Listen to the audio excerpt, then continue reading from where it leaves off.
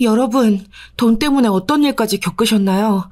정말 눈물 나는 제 사연 함께 들어주실래요? 안녕하세요. 여러분들은 보통 마음을 담은 선물을 하는데 얼마씩 지출하시나요? 저는 선물은 가격이 중요한 게 아니라 좋은 품질과 그 사람이 사용하기 편하고 좋은 물건을 하는 게 좋다고 생각했어요. 화려하고 예쁜 선물은 누구나 받으면 좋겠지만 부담스럽거나 자주 쓰지 않게 되기도 하고, 또 너무 비싼 선물은 혹시나 무슨 일이 생길까봐, 혹시나 망가지거나 할까봐 정말 특별한 날에만 쓰게 되는 경우가 많잖아요. 그래서 저는 부담 없고 그 사람이 쓰기 좋은 것 위주로 선물을 해왔어요. 그런데 얼마 전에 심오께 정말 저렴하고 예쁜 코트를 선물 드렸거든요. 가볍고 소재도 좋았어요.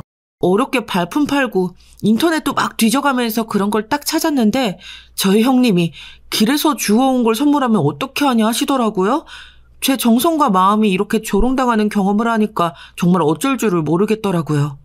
근데 그걸 보고 남편이 형님의 뺨을 날려버렸어요. 시댁이 진짜 완전 뒤집어져서 정말 이 상황을 어떻게 해야 할지 난감하더라고요. 조금은 긴 얘기가 되겠지만 지금부터 제 얘기를 잘 들어주세요. 여러분들은 유년 시절을 어떻게 보내셨나요? 좋은 추억들 가지고 계신가요? 저는 좀 불우한 유년 시절을 보냈습니다. 엄마가 임신 중일 때 소방관이셨던 아빠가 사고로 돌아가시고 홀로 남은 엄마가 힘겹게 저를 지켜주셨대요. 아빠가 남겨주신 재산도 아빠 집에서 갈취해가듯 다 가져가 버려서 엄마는 거의 버티다시피 저를 키우셨다고 해요. 집이라고 부르기도 어려운 그런 곳에서 엄마랑 저는 그렇게 살았어요. 다들 대체 젊은 처자가 왜 그렇게 사냐고 할 만큼 고생하면서요. 주변 어른들이 많이 도와주시고 국가에서도 조금 지원받아서 살았지만 이리저리 요금 내고 나면 남는 건 별로 없고, 그나마 남은 돈으로 엄마 약값을 내고 나면 정말 식비가 모자라서 고생을 많이 했어요. 미음 같은 흰쌀죽을 주로 먹고 라면은 주로 나눠서 먹었어요. 그나마 엄마가 살아가실 때는 좀 덜했는데 엄마가 저를 낳고 산후조리도 잘 못한 상태에서 계속 차가운 방에서 있던 탓에 몸은 약해질 대로 약해졌어요. 그래도 버티고 버티다 제가 중학교 2학년쯤 됐을 때 돌아가셨어요. 항상 죽음과 함께 있는 기분을 아실지 모르겠어요. 학교 갔다 집에 가면 항상 누워있는 엄마가 있어요. 점점 가면 갈수록 손도 더 차가워지고 힘도 더 빠져가는 손을 잡고 있으면 없던 걱정도 생기곤 하더라고요. 그럴 때마다 엄마한테 학교 음악 시간에 배운 노래들을 불러드렸어요. 엄마는 그럴 때 많이 웃으셨거든요. 그렇게 잠깐이라도 웃고 나면 제 밥을 챙겨주시겠다고 조금씩 움직이셨어요. 아마 몸도 마음도 다 아프셨던 게 아닐까 싶어요. 하나뿐인 남편이 갑자기 사고로 그렇게 사라졌으니 저를 위해 사셨지만 정말 힘든 생명의 끈을 간신히 붙잡고 사신 것 같아요. 엄마가 돌아가시고 나서 세상엔 좋은 사람과 나쁜 사람이 항상 공존하다는 걸 격하게 깨달았습니다. 친척들은 돌아가며 저를 맞지 않으려고 발버둥을 쳤어요. 내가 왜 저 큰애를 키워야 하냐며 그렇게는 못하겠다고 싸우는 통에 저는 말하는 게 좀 불편하신 친할머니께서 키워주시기로 했어요. 엄마 쪽은 아예 가족이 없더라고요. 할머니도 나이가 많으셔서 저를 키워주시는 건지 제가 돌봐드리는 건지 잘 모르는 상황이 됐지만 그래도 누군가와 함께 산다는 게 훨씬 마음이 놓이더라고요. 할머니는 표현을 자주 해주시지는 못했지만 제가 노래를 해드리면 항상 웃으시면서 좋아하셨어요. 그래서 전 어렸을 때부터 노래 부르는 직업을 가져야겠다고 마음먹었죠. 예전보다 잘 먹고 살았지만 항상 비쩍 말라있다가 성장기가 되니까 식욕이 많이 올라오더라고요. 할머니 반찬이 참 맛있기도 했고요. 몸에 굴곡도 생기고 2차 성징이 시작되니까 동네를 다니는데 점점 무서운 일들이 생기더라고요. 하루는 여러 명의 오빠들이 저를 에워싸고 제 가방을 뺏고 괴롭히기 시작했어요. 야, 너 말 못하는 할머니랑 사는 애 맞지? 저번에 봤을 땐 말라깽이더니 너 점점 예뻐진다? 이 동네랑 안 어울리게? 야, 애 울겠다. 이 오빠가 할머니랑 너 먹을 맛있는 음식 좀 챙겨줄 테니까 나 따라와. 가방도 이리 주고. 왜 이러세요? 싫어요. 안 먹을 거예요. 야, 동네 시끄러워지기 전에 그냥 끌고 가자. 뭘 설득을 하고 지랄이야. 제발 보내주세요. 할머니한테 가봐야 해요. 만지지 마세요. 어쭈, 이게 어디서 앙탈을 부리고 지랄이야. 너 돈도 없는데 우리가 좀 보태주려고 하는 거니까 소리 지르지 말고 따라와. 이리저리 좀 만지게 해주면 너랑 너네 할머니 먹을 것 좀 챙겨줄게. 이런 게 윈윈 아니겠어? 제발 누가 좀 살려주세요. 노래를 많이 불러서 목청이 컸던 탓일까요? 지나가던 남학생이 제 비명을 듣고 어디선가 날라왔어요. 그 오빠가 오자마자 한 명씩 다 자빠져서 정리가 되었어요. 저희가 진술을 잘해서 그 이후에는 동네에서 그 남자들을 볼 수 없었어요. 너무 고마워서 도와준 오빠한테 꾸벅하고 인사를 했어요. 아무 일 없어서 정말 다행이라고 하더라고요. 이 소식을 듣고 급하게 오신 할머니는 아무 소리도 못 내시고 울기만 하셨어요. 그 오빠는 이준서라고 자기를 소개하면서 저랑 할머니를 집까지 데려다 주었어요. 돌아가려는 오빠를 할머니가 집안까지 불러서 밥을 먹고 가라고 챙겨주셨죠. 된장찌개에 나물들에 소박한 반찬이었지만 준서 오빠는 정말 맛있다고 해서 할머니를 웃게 해주더라고요. 그때부터 이상하게 많은 우연이 반복됐어요. 준서 오빠랑 그 사건 이전에는 크게 만난 적이 없었던 것 같은데 이상하게 사건 이후로 계속 마주치게 되더라고요. 오빠는 볼 일이 있어 지나가다가 너를 만났다. 약속 시간이 돼서 가는 길에 널 만났다. 항상 저런 말들을 했지만 어느 순간부터 오빠가 나 챙겨주고 싶어서 기다렸다는 걸 알겠더라고요. 지나가다 들렀다고 해놓고 한참을 저랑 얘기하거나 놀아주거나 맛있는 걸 챙겨와서 같이 먹곤 했거든요. 살면서 처음으로 얼굴이 볼살이 포동하게 오르기 시작하더라고요. 근데 오빠가 그 볼이 너무 귀엽다고 해줘서 살은 쪘지만 기분은 좋았어요. 누가 관심을 꾸준히 가져주고 저를 그렇게 챙겨줬던 경험이 별로 없었다 보니 어색했지만 너무 따뜻한 느낌이더라고요.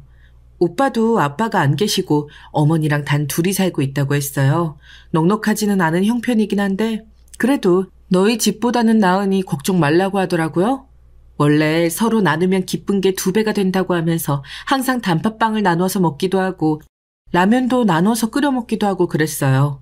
특히 좋았던 건 정말 추운 겨울날이었는데 우리가 다니는 길목에 낡은 자판기에서 코코아 한 잔을 뽑아서 나눠 먹을 때였어요.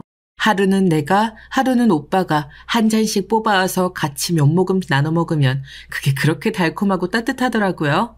아마 함께 웃을 수 있는 사람과 같이 있어서 그 온기가 더해져서 더 좋았던 것 같아요. 사춘기였기도 하고 오빠가 항상 저한테 너무 잘해줘서 전 처음으로 사랑이라는 감정을 느꼈던 것 같아요. 뭔가 애절하고 싱그럽고 마음이 간질간질하더라고요. 점점 제 심장 소리가 쿵쿵 하고 들리기 시작할 때 오빠를 더 만날 수가 없게 되었어요. 오빠 엄마가 새아빠를 만나서 같이 이사를 간다고 하더라고요. 그때 이별을 하는데 정말 세상이 다 무너지는 느낌이었어요. 편지를 한 달에 한 번 정도는 보내줬어요. 가끔 선물도 보내줬는데 그건 제 인생에서 잊을 수 없는 선물이었죠. 뮤지컬 표를 한 장씩 보내주었어요. 오빠가 용돈을 모아서 보내준 거라는데 무슨 일이 있어도 꼭 봐야만 하겠더라고요. 버스를 타고 또 타서 결국 보러 갔답니다. 화려한 의상과 메이크업을 한 사람들이 노래를 부르는 그 모습이 너무 아름답고 대단해 보였어요. 그날부터 저는 뮤지컬 배우가 되기로 마음을 먹었어요. 어려운 형편의 대학 진학은 무료였기 때문에 전 돈도 벌면서 뮤지컬도 배우기로 했습니다. 처음에는 고깃집에서 아르바이트도 하고 전단지도 돌려보고 호텔 서빙 알바도 해봤어요. 근데 체력이 따라주질 않더라고요. 그래서 피팅 모델이나 사진 모델을 하게 되었어요. 나름 성장기 때 쑥쑥 커서 모델하는 데 지장이 없더라고요. 안 그래도 말랐는데 너무 키가 커서 더 볼품없다고 생각했는데 모델하기에는 딱 좋은 체형이라고 하시더라고요. 생각보다 돈을 쏠쏠하게 모을 수 있었어요. 할머니가 드실 수 있는 기름기 적은 고기를 사다가 카레랑 장조림도 만들어드렸죠. 할머니는 정말 기특해 하셨어요. 늘 몸조심해야 한다를 공책에 써서 보여주시면서 신신당부하셨고요. 그 쇼핑몰의 메인 모델은 아니었지만 아예 계약서를 써서 일을 하니까 기분이 완전 다르더라고요. 거기서 번 돈으로 뮤지컬을 제대로 배울 수 있도록 발성학원도 다니고 더 바쁘게 오디션을 보러 뛰어다녔어요. 그러다 거기서 준서 오빠를 다시 만났어요. 변해버린 나를 못 알아보지 않을까 했었었는데 오빠는 보자마자 나를 바로 알아봤어요. 꼬맹이 아가씨가 언제 이렇게 숙녀가 됐냐고 했죠. 오빠는 예전보다 더 멋있어지고 잘생겨졌더라고요. 몸에 근육도 많이 생기고요. 연락이 없어서 서운했다고 하니까 집안에 일이 있어서 보러 가는 게 쉽지 않았는데 그래도 생각나서 집에 보러 가면 항상 집에 없어서 어긋나곤 했다고 하더라고요. 오빠는 뮤지컬 무대 감독이 꿈이어서 열심히 배우면서 일하고 있다고 했어요. 그리고 제가 뮤지컬 배우가 되겠다고 하는 걸 보고 정말 놀라더라고요. 그 조용하고 싱긋 웃기만 하던 애가 이렇게 자라서 뮤지컬 배우가 되겠다고 하는 게 믿어지지 않는다고 말이죠. 한참을 옛날 얘기하고 즐겁게 번호도 주고받았어요. 이제 자유롭게 연락할 수 있다는 사실에 마음 한켠이 따뜻해진다고 해야 하나? 그런 느낌이었어요. 불량 학생들에게 절 구해준 그날부터 오빠는 저한테 그냥 빛이고 따스함이었고 사랑이었으니까요. 오빠는 제가 알지 못하는 오디션 정보도 자주 찾아서 알려주고 힘들지 않은 아르바이트 정보도 계속 저에게 알려줬어요. 어디서 이렇게 정보를 알아내는 걸까 싶을 정도로 적당한 강도의 뮤지컬에 도움이 되는 알바들 뿐이었어요. 오디션 보는 현장에서 일하거나 뮤지컬 연습하는 곳에서 도와주는 일들이었기 때문에 제가 연습하는데도 정말 많은 도움이 됐습니다. 나중에 알고 보니 오빠가 없는 알바도 만들어서 저에게 꽂아준 경우가 많더라고요. 이리저리 인맥을 총동원한 결과였습니다. 알바를 마치고 나오는데 오빠가 밖에서 기다리고 있더라고요. 길 가다 자판기 기계가 보이길래 오빠, 우리 어렸을 때 코코아 나눠 먹던 거 기억나? 그걸 어떻게 잊어? 그거 되게 맛있었는데. 나 그때 사실 2잔 살 수 있었는데 너랑 나눠 먹는 게 너무 맛있어서 그냥 한 잔만 샀어. 우와, 이 오빠 완전 양아치네. 내가 코코아를 얼마나 많이 먹고 싶었는데. 근데 있잖아, 나도 그랬어. 추운 겨울에 걸어가면서 그걸 마시면 얼마나 마음이 따뜻해지던지. 오빠 알잖아. 내 옆에 있던 사람들은 다 몸이 차가운 사람들밖에 없어서 나 따뜻한 거 되게 좋아하게 된 거. 그때 나한테 따뜻했던 사람은 오빠랑 코코아뿐이었어. 아이고, 우리 어린이 그랬어요. 그럼 이 오빠가 따뜻하게 안아줄게. 이리 와. 오빠는 장난으로 안아주겠다면서 팔을 벌렸는데 오빠를 좋아하는 제가 가만히 있을 리가 없었죠. 이때다 싶어 그냥 콱 안겨버렸어요. 참 따뜻하고 따뜻했어요. 내 심장 박동 소리를 모르면 좋겠다 싶을 정도로 심장이 세게 뛰더라고요. 오빠는 잠시 당황한 것 같았지만 절 더 꼭 안아줬어요. 근데 이게 뭐랄까 점점 기분이 이상해지더라고요. 공기도 잠시 어색해지는 것 같고. 그런데 또 떨어지고 싶지는 않은 거? 고개를 들어서 오빠를 보는데 제 마음속에 불길이 확 치솟더라고요. 에라 모르겠다 까짓거. 냅다 뽀뽀를 갈기고 도망가려다 붙잡혔어요. 너 지금 뭐냐? 왜 네가 먼저 하고 그래? 이런 건 남자가 먼저 해야 하는데. 눈 감아. 설왕설래라고 하나요? 몇 시간이 지났는지 아무것도 모르겠더라고요. 늘 코코아를 들고 같이 걸었던 그 길에서 우리는 연인이 되었습니다. 처음에는 오빠랑 키스했던 것 때문에 일상생활이 좀 어렵더라고요. 만나고 나서도 입술만 보이고 괜히 부끄러워 눈 피하고 헤어지는데 집에 바로 못 들어가고 몇 시간 또 손잡고 동네 구석구석 돌아다니는 수줍은 시간들이 이어졌어요. 그러다 오빠가 안 되겠다 싶었는지 새아버지가 안 타시는 차를 끌고 나오기 시작하더라고요. 그곳에서 정말 열심히 부지런히 애정 행각들을 펼쳤습니다. 그렇게 제가 23살이 되던 해였어요. 아직도 열심히 오디션을 보고 다니지만 항상 아쉽게 최종에서 탈락했어요. 뭔가 조금 아쉽다가 문제였죠. 저는 늘 이랬지만 오빠는 주변의 인정을 받으면서 조금씩 뮤지컬 무대 감독으로 자리를 잡아가고 있었어요. 민영아, 우리 결혼하자. 오빠, 나 제대로 이룬 게 아무것도 없어. 오빠는 그렇다고 쳐도 오빠 집에서 나를 별로 안 좋아하실 텐데. 그런 건 아무 상관없어. 중요한 게 아니야. 중요한 건 우리가 함께 할 수 있다는 거야. 나 어렸을 때부터 너를 보면 항상 지켜주고 싶고 챙겨주고 싶은 마음밖에 없었어. 나는 이제 준비됐어. 같이 살자, 우리. 전 어렵게 용기를 내서 오빠네 집에 인사를 드리러 갔습니다.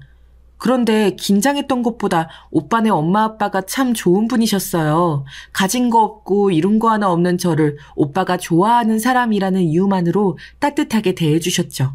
정말 좋은 가족이 될 수 있겠다라는 생각을 했어요. 하지만 영화에도 또 일상에서도 빌런 한 명씩은 꼭 등장하잖아요. 오빠의 이복 형이 바로 그 빌런이었습니다. 오빠랑 가족 이야기를 할 때마다 오빠의 얼굴에 잠깐 어둠이 드리우는 것 같은 느낌을 받았었거든요. 왜 그런지 모르게 슬퍼 보이는 이유를 알겠더라고요. 오빠의 동그랗고 따뜻해 보이는 눈과는 다르게 길게 찢어지고 냉정해 보이는 눈이었습니다. 자주 빈정거리고 말도 툭툭 내뱉더라고요. 자주 그랬었는지 다른 가족들은 크게 신경 쓰지 않으려고 하는 분위기였지만 함께 있으면 있을수록 각자의 사정들이 참 깊을 수도 있겠다는 생각이 들었습니다. 잠깐 화장실에 들어갔는데 형이 한마디 하는 소리가 들리더군요. 왜 저렇게 가진 게 아무것도 없어 보이는 애랑 결혼하려는 거야? 외모는 제법 곱상하긴 한 것 같은데 옷이며 신발이며 가방이며 뭐 하나 제대로 갖춰진 게 없는 애 같은데? 아빠랑 엄마는 진짜 제가 좋아? 애가 착하고 바른 것 같아서 나는 좋아. 무엇보다 같은 업계 종사하니까 네 동생 잘 이해해 줄 것 같고 둘이 아주 어렸을 때부터 서로 잘 챙겨주면서 컸다니까 나는 그게 마음에 들어. 하긴 뭐 엄마도 아빠 인성만 보고 결혼했다고 하셨으니 비슷한 것도 같네요. 시끄럽다. 밥이나 먹자. 약간 상처받긴 했지만 제가 남들보다 형편이 좋지 않은 건 어쩔 수 없는 일이었으니까요. 다 들었지만 전혀 모른 척 행동했습니다. 맨날 저런 식으로 툴툴대는 소리를 하는 형 때문에 착한 오빠가 마음고생을 많이 했을 것 같다는 생각이 들더라고요. 그래서 더 형 앞에서 밝게 얘기하고 잘 챙겨주고 했더니 더 이상 제 앞에서는 그렇게 싫은 티를 내지 않았습니다. 정말 그렇게 악한 사람이거나 하면 어쩌나 했는데 그렇진 않더라고요. 그냥 사랑과 관심이 필요한 애 같은 느낌이랄까요? 아빠와 잘 살고 있다고 생각했는데 갑자기 나타난 새엄마와 그녀의 아들에 대한 시샘이 좀 느껴지는 것 같았습니다. 다행히 제가 살갑게 대하는 걸 싫어하지 않아서 다행이었죠. 집으로 돌아오는 길에 오빠는 물었습니다. 우리 형 많이 곤란했지? 정말 미안하다. 어렸을 때부터 나와 엄마를 받아들이기 많이 힘들어했어. 마음엔 정도 많지만 시기심도 많고 불만이 많아서 나도 어렸을 때 좀 힘들었어. 마음이 힘들 때마다 너한테 편지도 보내고 한 번씩 보러 가기도 했었는데 그때마다 마주치지는 못했지만 그런데 너랑 지금 이렇게 같이 있어서 난 그게 너무 좋아. 이렇게 결혼까지 하게 되니까 꿈꾸고 있는 것 같아. 너는 어때? 아까 보면서 오빠가 많이 힘들었겠다 하는 생각이 저절로 들더라. 그런 오빠한테 내가 힘이 될 수 있으면 나는 그걸로 충분해. 다른 조건 없이 그냥 나라는 사람을 좋아해주는 오빠한테 나는 버팀목도 돼주고 안식처도 돼주고 동료도 돼주고 사랑하는 사람도 돼줄 거야. 오빠는 지금처럼 날 계속 아껴주고 사랑해주면 돼. 다른 건 난 필요하지 않으니까. 정말 고맙다. 고마워. 그렇게 우리는 소박하지만 간소하게 식을 마쳤습니다. 식이라고 해봤자 가족들 모아서 간단히 반지를 주고받고 사진 찍고 식사하는 그런 자리였지만 당사자인 우리 둘은 정말 행복했어요. 대신 결혼 사진은 정말 예쁘게 찍었습니다. 오빠가 잘하는 포토그래퍼가 우리를 모델처럼 찍어주었는데 사진이 너무 예쁘게 나와서 사진관 홍보사진으로 써도 되냐고 하더라고요. 흔쾌히 허락했는데 그게 도리어 저한테 플러스가 될 줄은 몰랐습니다. 여자 모델이 너무 행복해 보인다고 여기저기서 모델 섭외가 들어왔어요. 뮤지컬 배우 지망생이라고 했는데 도리어 모델로 수입이 더 늘어나 버렸죠. 우리가 결혼하고 좋은 일들이 더 생기니까 정말 좋더라고요. 이른 나이에 결혼해서 업계에서 안 좋아할 줄 알았는데 도리어 그게 호재가 되어서 저를 도리어 좋게 봐주시는 분들도 많았고요. 그래도 열심히 뮤지컬 오디션을 보러 다녔습니다. 사진이 인스타그램에서 화제가 되어서 뮤지컬계에서도 여러분들이 알아봐 주셔서 기분이 좋았어요. 조금씩 비중 있는 단역을 할 수 있게 상황이 바뀌더라고요. 작은 역이라도 열심히 한다고 소문이 나서 가끔 저한테 먼저 연락을 주시는 곳도 생겼어요. 작은 역도 제게 주어지는 게 너무 소중했거든요. 그런데 집안에 경사가 생겼어요. 툴툴이 우리 형님이 결혼을 한다고 하더라고요. 제법 똘똘해 보여서 회계사였던 형님은 잘 사는 집 아가씨와 선을 봐서 결혼하기로 했다더라고요. 저희랑은 다르게 결혼식도 호텔에서 하고 청첩장도 그렇고 다 의리의리했습니다. 나중에 내가 딸을 낳으면 나도 우리 딸이 예쁘고 좋은 장소에서 결혼할 수 있도록 지금 열심히 돈을 모아야겠다는 생각을 했습니다. 오빠 닮은 딸이 하얀 웨딩 드레스를 입고 화려한 조명을 받으며 오빠 손을 잡고 입장하는 생각을 하니까 벌써부터 감격스럽더라고요. 그런데 새로 들어온 형님은 보통 사람이 아니었습니다. 외모와 인성 모두 제가 예상했던 사람이 아니었어요. 찔러도 피 한 방울 안 나올 것 같은 성형미인에 자존심도 엄청 세서 자기보다 제가 주목받거나 어머님이랑 조금이라도 사이 좋은 꼴을 못 보는 것 같았어요. 저랑 어머니가 같이 웃으면서 음식 준비를 하고 있으니까 아, 어머니, 이런 건 동서한테 맡기시고 저랑 얘기하면서 놀아요. 이러지를 않나. 제가 모델이라는 걸 못마땅하게 얘기하더라고요. 모델이라는 거 좀 그렇지 않아? 많은 사람들 다 지켜보는 데서 옷도 노출 심한 거 입고 좀 천박한 직업인 것 같아. 안 그래, 여보? 직업에 귀천이 없다잖아. 천박할 것까지야. 재수 씻는 데서 왜 그래? 아니, 그냥 그렇잖아요. 시키는 대로 웃고 표정 지어가면서 옷 벗고 힘들게 돈 버는 게 영 고급스러운 직업은 아니잖아요. 동서도 그거 다 알지만 형편상 어쩔 수 없이 하는 거 아니야?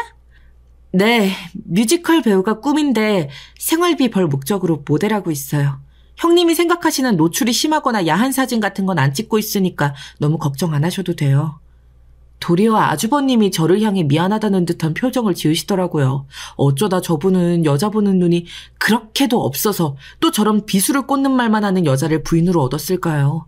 거울 치료라고 들어보셨죠? 자신이 했던 일을 타인이 하는 것을 봄으로써 자신이 잘못된 것을 깨닫게 되는 걸 얘기하는데 아주버님이 딱 그렇더라고요. 형님의 언행이 지나치면 지나칠수록 아주버님은 점점 더 순하고 언행을 조심하시더라고요. 내가 저렇게 다른 사람들을 상처 입혔구나, 마음의 생채기가 났겠구나 싶으셨나 봐요. 그 이후로는 시부모님들께도 툴툴거리거나 비수도친 말을 하지 않았어요. 다만 같이 있는 자체가 스트레스인지 점점 살이 쭉쭉 빠지시더라고요. 아주버님 결혼식 피로연이었습니다. 갑자기 예정에도 없이 형님이 마이크를 들고 저를 나오라고 하더군요. 저는 너무 당황해서 그 자리에 얼어붙었습니다. 뮤지컬 단역을 전전하는 우리 동서가 어른들을 위해서 노래 한 소절 하면 좋겠다고 갑자기 노래를 시키더라고요. 다들 흥겨운 이 상황에서 무슨 노래를 불러야 할지 갑자기 준비되지 않은 노래에 너무 멍해졌습니다. 하지만 어떤 상황에서도 즐겁게 노래할 수 있어야 그게 뮤지컬 배우인 것 같아서 내가 경로당에 초대받은 밤무대 가수라고 생각하고 노래를 불렀습니다. 흥겹게 트로트도 불러드렸는데 앵콜 요청이 나오는 바람에 옛날 댄스곡도 불러드렸어요. 갑자기 시킨 노래라 정말 열심히 불렀는데 딱 한 명, 우리 형님의 표정이 정말 못마땅하더라고요. 어른들은 다 좋아하셨는데 자기 혼자 불만에 차서 노래가 너무 삼류 같아 죄송하다고 얘기하더군요. 성스럽고 예쁜 결혼식에 이런 결례를 범해서 죄송하다고 하는데 잠시 예식장 내 분위기가 너무 살벌해졌습니다. 어른들은 혀를 끌끌 차기 시작했어요. 아무리 손이 동서라고 해도 저런 말은 너무 심하지 않아요? 남편이 신부를 좀 잘못 고른 것 같네. 와, 살다 저런 신부는 처음 봐요. 자기 결혼식을 자기가 망쳐놓고 남 탓을 하네. 그런 분위기가 불편해서 중간에 고개를 돌리고 일어서서 가시는 분들도 계셨습니다. 그 후에 모든 화풀이는 저에게 돌아오더라고요. 그렇게 센스 없이 노래 불러서 내 결혼식 분위기를 다 망쳐놓으면 어쩌자는 거였습니다.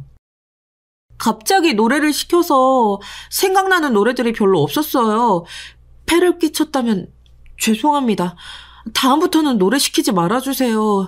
그런데 어른들 나이에 맞춰서 부는 선곡인데 제 노래가 삼류라고 하신 말씀은 좀 심하신 것 같아요.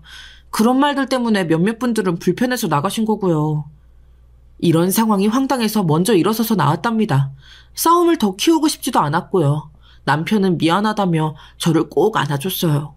갑자기 일어난 상황에 머리가 새하얘져서 뭐부터 어떻게 해야 할지 감이 오지를 않았다고 하더라고요.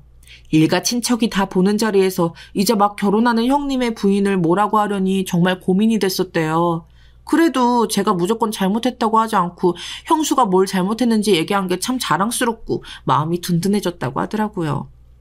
아, 이제 우리 부인이 어디 가서 서러움 당하고 억울하게 말도 못하고 살진 않겠구나 하는 생각이 들었다는 거죠. 결혼식 사건 이후로 한동안 형님을 보지 않았습니다. 마주쳐도 더 할 말도 없었고요. 시어머니를 만났는데 제가 마음 다쳤을까봐 걱정을 많이 하신 모양이었습니다. 말도 정말 어렵게 떼시더라고요. 그 상황에서 아무렇지 않게 노래도 부르고 어른들 웃겨드리려고 노래 불러준 제가 참 고마웠다고 하시더라고요. 그 말만 들어도 정말 위안이 많이 됐습니다. 그런데 세상에 몇 주 후에 가족들이 다 함께 모인 자리에서 더 시끄러운 일이 생겼습니다. 사람은 사회적 동물인데 얼마나 주변에서 쓴소리 해주는 사람이 없이 자랐으면 저런 말을 저렇게 쉽게 할까 하는 생각이 드는 행동이었습니다. 다 같이 저녁을 먹고 과일을 깎아내 가려던 중이었습니다. 제가 깎은 과일들을 보고 시어머니가 참 예쁘고 반듯하게 깎았다며 칭찬을 하셨습니다. 형님은 그마저도 시샘이 나셨는지 쿠킹 클래스 가서 제대로 배워야 할 것 같은데 어머니? 뭐 깨끗하게 깎은 거 말고는 특별하게 예쁘지도 않은 것 같아요. 과일이야 뭐 먹기 편하게 깨끗하게만 깎으면 되지 않겠니? 아니 어머니 편하게만 하면 안 되죠. 갖출 건 갖춰야 하지 않을까요? 아 어머님도 개못이라 그런가? 그냥 편하게 하는 게 좋으신가 봐요. 어머니도 쿠킹 클래스 다니신 적 없으시죠? 아 어쩐지. 그래 그럼 클래스가 다른 네가 과일 다 깎아서 내와봐라. 실력 좀 보게. 아니 어머니 이렇게 많은 과일을 저 혼자요? 쿠킹 클래스에 다녔으니 그 정도 실력은 될 거 아니냐. 아가 부족한 너는 나랑 같이 TV 보러 가자. 순간 형님 얼굴이 불그락 푸르락 하더니 과일을 깎다 말고 집에 가겠다고 앞치마를 벗어들고 가더라고요. 아주버님이 따라가실 줄 알았는데 다 체념한 듯이 그냥 과일을 드시길래 좀 웃기더라고요. 어머니, 재수씨 정말 미안합니다. 시샘도 많고 질투도 많아서 사이좋은 두 분 사이를 보니까는 자긴 거기 못 끼는 것 같아서 그랬나 봐요. 저도 질투가 많은 편이라 서로 이해해주고 살 수는 있을 줄 알았는데 요즘 아들 보면서 과거의 나를 보는 것 같아 맨날 반성의 시간을 보내고 있습니다. 그동안 제가 험한 말로 두 분 상처드린 거 정말 죄송해요, 어머니, 재수씨. 정말 죄송합니다. 듣는 제가 다 민망하고 슬플 지경이었어요. 그냥 마음이 덜 성숙된 사람이라 그런 거니 그 사람이 하는 말에 상처받거나 힘들어하지 말고 한 귀로 듣고 한 귀로 흘리라고 얘기해 주셨어요. 저도 형님이 계모라고 하고 뭐라 해도 어머님도 신경 쓰지 말라고 하시니까 조용히 힘없이 웃으시더라고요.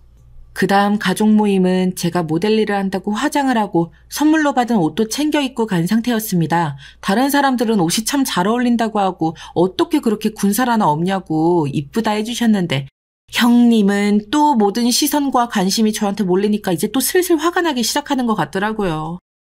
평소에 제대로 걸칠 옷이 없나 봐. 협찬받은 옷이라고 그걸 그대로 넙죽 받아서 입고 온 걸 보면 네. 요즘 옷이 많이 비싸서요. 아껴서 모아야죠. 애기도 가져야 하니까요. 아니 애는 나같이 여유 있는 사람이 가지는 거지. 자기는 지금 아무 커리어도 이뤄놓은 것도 없고 가진 건 몸뚱이 하나인데 애 낳으면 몸도 다 망가져서 그나마 하던 모델 일도 못하게 될 텐데 괜찮겠어? 저희 아이 문제는 저희가 결정할 테니까 형수님은 걱정 안 하셔도 됩니다. 돈이 부족하면 제가 노가다라도 띄워서 키우면 되니까요. 그리고 요즘은 산후조리 잘하면 그렇게 몸 많이 망가지지 않는다고 해요. 우리 민영이는 늘 뭐든 잘했어요. 저랑 남편이 눈을 마주치고 웃으니까 형님의 분노 게이지가 더 올라가는 소리가 막 들리는 것 같더라고요. 뭔가 속으로 너희들 두고 봐라 하고 칼을 가는 느낌이었어요. 그 다음날 가족 모임에서는 또 제가 오디션을 봐도 계속 제대로 된 배역을 못 맡는 거에 대해서 계속 할퀴시더라고요. 그건 좀 울컥하고 서러웠지만 그 얘기를 듣고 있는 중에 휴대폰으로 문자가 왔어요. 기대하지 않았던 배역인데 합격했다는 문자가 온 거였어요. 믿기지가 않아서 남편을 먼저 보여줬는데 관계자 번호가 맞다고 자기에게도 저장된 번호라고 하더라고요. 너무 신이 나서 그 자리에서 크게 웃어버렸어요. 생각보다 큰 배역이었거든요. 아무래도 덩치가 좀 적다 보니 발성을 계속 교정하고 애를 썼었는데 그 덕에 합격한 거였다고 하더라고요. 다들 좋아서 축하해주는데 형님 혼자 아무 말도 하지 않고 치맛자락을 꼭 쥐고 있더라고요. 그때는 사실 아무 생각도 없이 무작정 좋아하기만 했지만 나중에 생각해보니 형님이 제가 한 모든 행동을 오해할 수도 있었겠다 싶은 거예요. 일부러 더 신난 척하고 좋아하는 척하고 있다고 말이죠. 그래서 다음부터는 행동 거지를 더 조심해야겠다고 생각했어요. 드디어 뮤지컬 연습을 시작했어요. 발성 연습을 제대로 해둬서인지 제 파트를 하는데 전혀 무리가 없더라고요. 다른 분들도 다 만족스러워하시고 제가 어린 나이에 결혼했다는 거에 더 놀라셨는데 그 상대가 남편이라는 사실을 알고 더 놀라더라고요. 그런 훈남 남편을 둔 게 너무 부럽다고 하셔서 기분 좋게 웃으면서 지나가고 있는데 1층 로비에서 갑자기 저희 형님을 만난 거예요. 이쪽 업계 아는 사람이 꽤 많다고 하셨는데 지인을 만나러 오셨나 했죠. 저를 보더니 급격하게 아는 척을 하시더라고요. 아니 동서 어떡해. 여기에서 보네. 어머, 다들 안녕하세요. 저희 동서 잘 좀 부탁드릴게요. 웬일로 공손하게 인사를 하시길래 이게 무슨 일일까 했지만 아니나 다를까 인신공격은 역시나 시작되더라고요. 저희 동서 잘 좀 부탁드려요. 어릴 때 부모님 다 여의고 이 사람이 가정교육이나 뭐나 제대로 배운 게 없어서 다 서툴고 그럴 거예요. 맨날 단역만 맡고 피팅 모델이다 하는 사람인데 이번에 제대로 된 역을 맡았다고 해서 정말 놀랐답니다. 혹시나 패나 안 됐으면 좋겠네요. 폐라뇨? 민영씨 때문에 연습 분위기도 너무 좋고 정말 잘하고 있어요. 어렸을 때 그런 일이 있었는진 전혀 몰랐네요. 구김살 없이 언제나 밝아서요. 실력도 계속 늘고 있어서 차기작에 있는 큰 배역도 추천할 생각이랍니다. 굳이 형님께서 걱정을 안 하셔도 되겠어요. 앞으로 대성할 사람이니까요. 그럼 저희는 연습하느라 바빠서 가세요. 민영씨 갑시다. 뭐야, 저 여자 왜 이래요? 민영씨가 뭐 잘못한 거 있어요? 그냥 제가 좀 마음에 안 드시는 것 같아요. 민영씨, 요즘 목소리랑 성량이랑 다 좋으니까 그대로만 유지해. 내가 다른 무대 감독이랑 아는 사람들한테 꼭 민영씨 다 추천해 줄 테니까. 형님이고 나발이고 무슨 말을 저렇게 하냐. 뭐 민영씨가 감정이 없는 동물도 아니고 사람이 뭐 저래. 겉만 번지르르 하지 진짜 교양이 하나도 없고 인간이 덜 됐다, 인간이. 뒤돌아보니 형님은 그 말들을 다 들었는지 더 열받아 있더라고요. 립스틱을 바르려다가 바닥에 내팽개치고 있더라고요. 가끔 무서운 생각까지 들더라고요. 나한테 안 던져서 다행이다, 뭐 이런 생각? 점점 형님의 분노 게이지가 올라가는 게 느껴져서 연습 때문에 바빠서도 그렇지만 가족 모임에도 몇 번 빠지기로 했어요.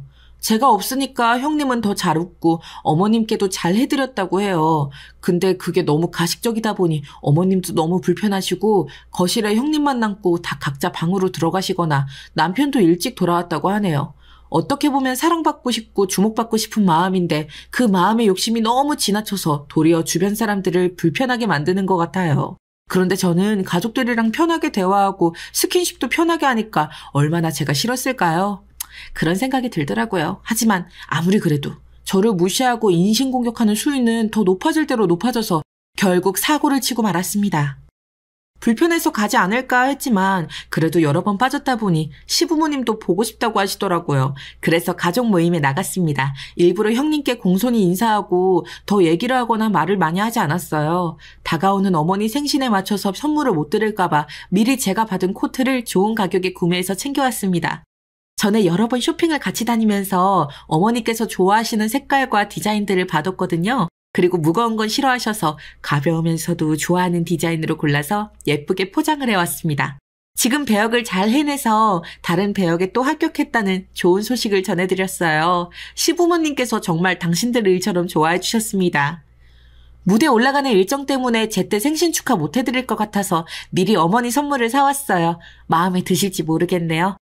가격은 저렴한데 어머님께 꼭 어울릴 선물이라 지금 드리는 거예요. 아니, 네가 무슨 돈이 있다고 옷을 샀어. 세상에, 여기서 풀어보자. 엄마, 이 사람이 이거 사려고 근처에 있는 옷가게랑 아울렛까지 다 뒤져서 사왔어요. 근데 제 맘에도 쏙 들더라고요. 동서! 아무리 없이 살아도 이 길에서 주워온 것 같은 옷을 어머님께 선물하면 어떡해? 이런 디자인 어머님께 어울리지도 않고 쓰레기 같아. 아우, 이거 얼마 주고 샀어? 말해봐. 아니 이 여자가 진짜 듣자 하니까. 짝!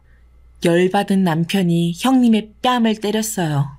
형님도 그 파워에 놀라서 순간 멍하시더라고요. 결국 맞고 나서 울고 불고 소리치기 시작했습니다. 더 때릴까봐 제가 남편을 꼭 붙잡았어요. 아주버님이 완전 지친 얼굴로 남편에게 말했습니다. 준서야, 내가 정말 미안하다. 내가 사과할게. 재수씨 정말 미안해요. 내가 정말 면목이 없어요. 일어나. 울지 말고 일어나라고. 너랑 한 약속 못 지킬 것 같다. 이건 인간이 할 짓이 아니잖아. 언제까지 이럴 건데. 나도 더 이상 이런 너랑 못 살겠다. 우리 이혼하자. 내가 이럴 줄 알았어. 내가 이럴 줄 알았다고. 결국 이럴 거면서 결혼할 때 뭐? 나를 이해한다고? 너랑 나는 비슷한 것 같다더니 이제 난 버리시겠다. 너도 다른 남자들이랑 똑같아. 좋다고 하다가도 결국 질린다느니 성격이 별로라느니 이상한 말만 해대면서 다 갖고 놀고 버리잖아. 너는 아니라며. 그건 네가 정상이라고 생각했을 때 얘기고 네가 한 짓을 봐. 주변 사람 말로 다 상처 입히고 자기보다 좀 더 주목받거나 사랑받는 사람 있으면 참을 수 없어 하고 그게 정도를 지나쳐서 피해망상에 빠져 있잖아. 그냥 자기 삶 열심히 사는 재수씨 응원해주지는 못할 망정 일하는 데까지 찾아가서 회방 놓으려고 하고 안 되니까 로비에서 행패 부리고.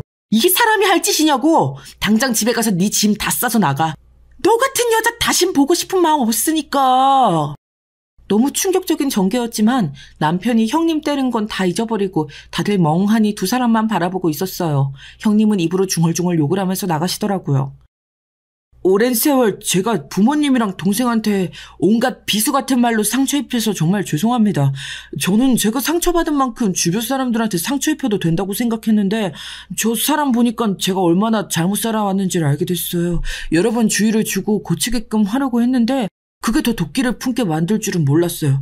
저 사람은 아픈 사람이에요. 술 없으면 자지도 못하고 항상 진통제랑 수면제를 먹어야 잘 수 있더라고요. 치료가 우선인 사람 같아요. 가서 상황 마무리하고 다시 연락드릴게요. 네가 어떻게 생각했을는진 모르겠지만 내 마음속에 아들은 늘 2명이었다. 상처가 많아 잘 우울해하는 아들 하나, 집에 마음을 못 붙여 맨날 놔두는 아들 하나. 나한테 너흰 둘 다 아들이야. 그러니 이제라도 화목하게 재미있게 잘 지내보자. 나는 정말 그랬으면 좋겠어. 알겠지? 예, 엄마. 정말 사랑합니다. 이런 저라도 키워주셔서 너무 감사해요. 준서야, 내가 정말 면목없지만 나 때문에 정말 많이 힘들었지. 이제라도 형 노릇하게 잘 좀 봐주라. 나도 따뜻한 형이 될 수 있게 기회를 줘. 아빠는 아직 좀 밉지만 저한테 이런 따뜻한 엄마를 만들어주셔서 감사해요. 그동안 말 안 했지만 친엄마가 바람나서 아빠 버리고 갔는데 저한테 그런 내색 한번 안 하시고 원망 들어주신 거 정말 감사합니다. 제가 앞으로 효도할게요. 그리고 재수씨 늘 미안해요. 그리고 늘 고맙고요.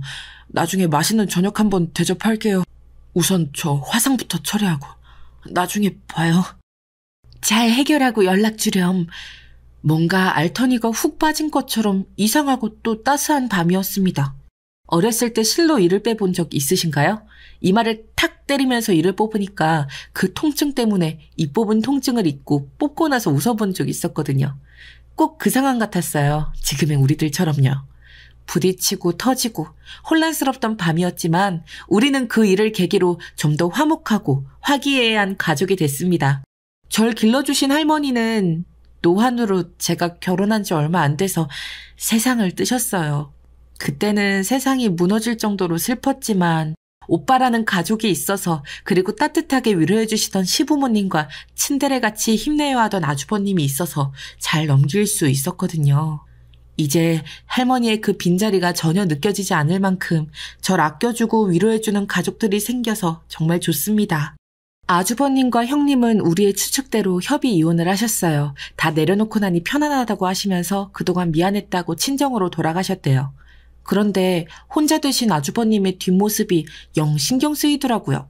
근데 또 이게 사람 인연이 이어지려면 또 엉뚱하게 이어지더라고요. 뮤지컬 연습을 하고 동료랑 술을 한잔하다가 남편 연락을 받았어요. 어디인지 얘기했더니 남편이 찾아왔는데 아주버님과 같이 오셨더라고요. 처음에 아주버님이 제 동료가 있어서 약간 낯을 가리시다가 활달한 동료 때문에 나중에 편해지셔서 같이 농담도 하고 이야기도 하는데 묘하게 둘이 잘 어울리더라고요. 그 다음날 그 동료가 아주버님께 회계권으로 여쭤볼 게 있다고 연락처 좀 알려달라고 하더라고요. 뭔지 느낌이 왔지만 더 물어보지 않고 아주 친절하게 연락처를 알려줬어요. 나중에 은근슬쩍 다른 사람 소개시켜줄까 물어보니까 이미 만나고 있는 사람이 있다고 하더라고요. 그러다 처음 만난 술집 근처에서 서로에게 푹 빠져서 나란히 같이 손잡고서 걷고 있는 두 사람을 발견했지요. 참 다행이다 싶더라고요. 이번 가족 모임에 소개시켜줄 사람이 있다고 아주버님이 제 동료를 데려왔더라고요. 그럴 줄 알았다고 다들 엄청나게 축하해줬어요. 소개시켜주고 싶은 사람이 생겨서 데려왔어요. 밝고 긍정적이고 재수씨랑 같이 일하는 동료예요. 정말 잘 왔어요. 아우, 참 곱고 예쁘네요. 근데 얼굴이 꼭, 아니다. 왜 그러세요, 엄마? 얼굴이 왜요, 예쁜데? 그래. 엄청 예쁜데 꼭 얼굴이 아니, 엄마 얼굴이 왜요? 답답하게 뜸들이지 말고요.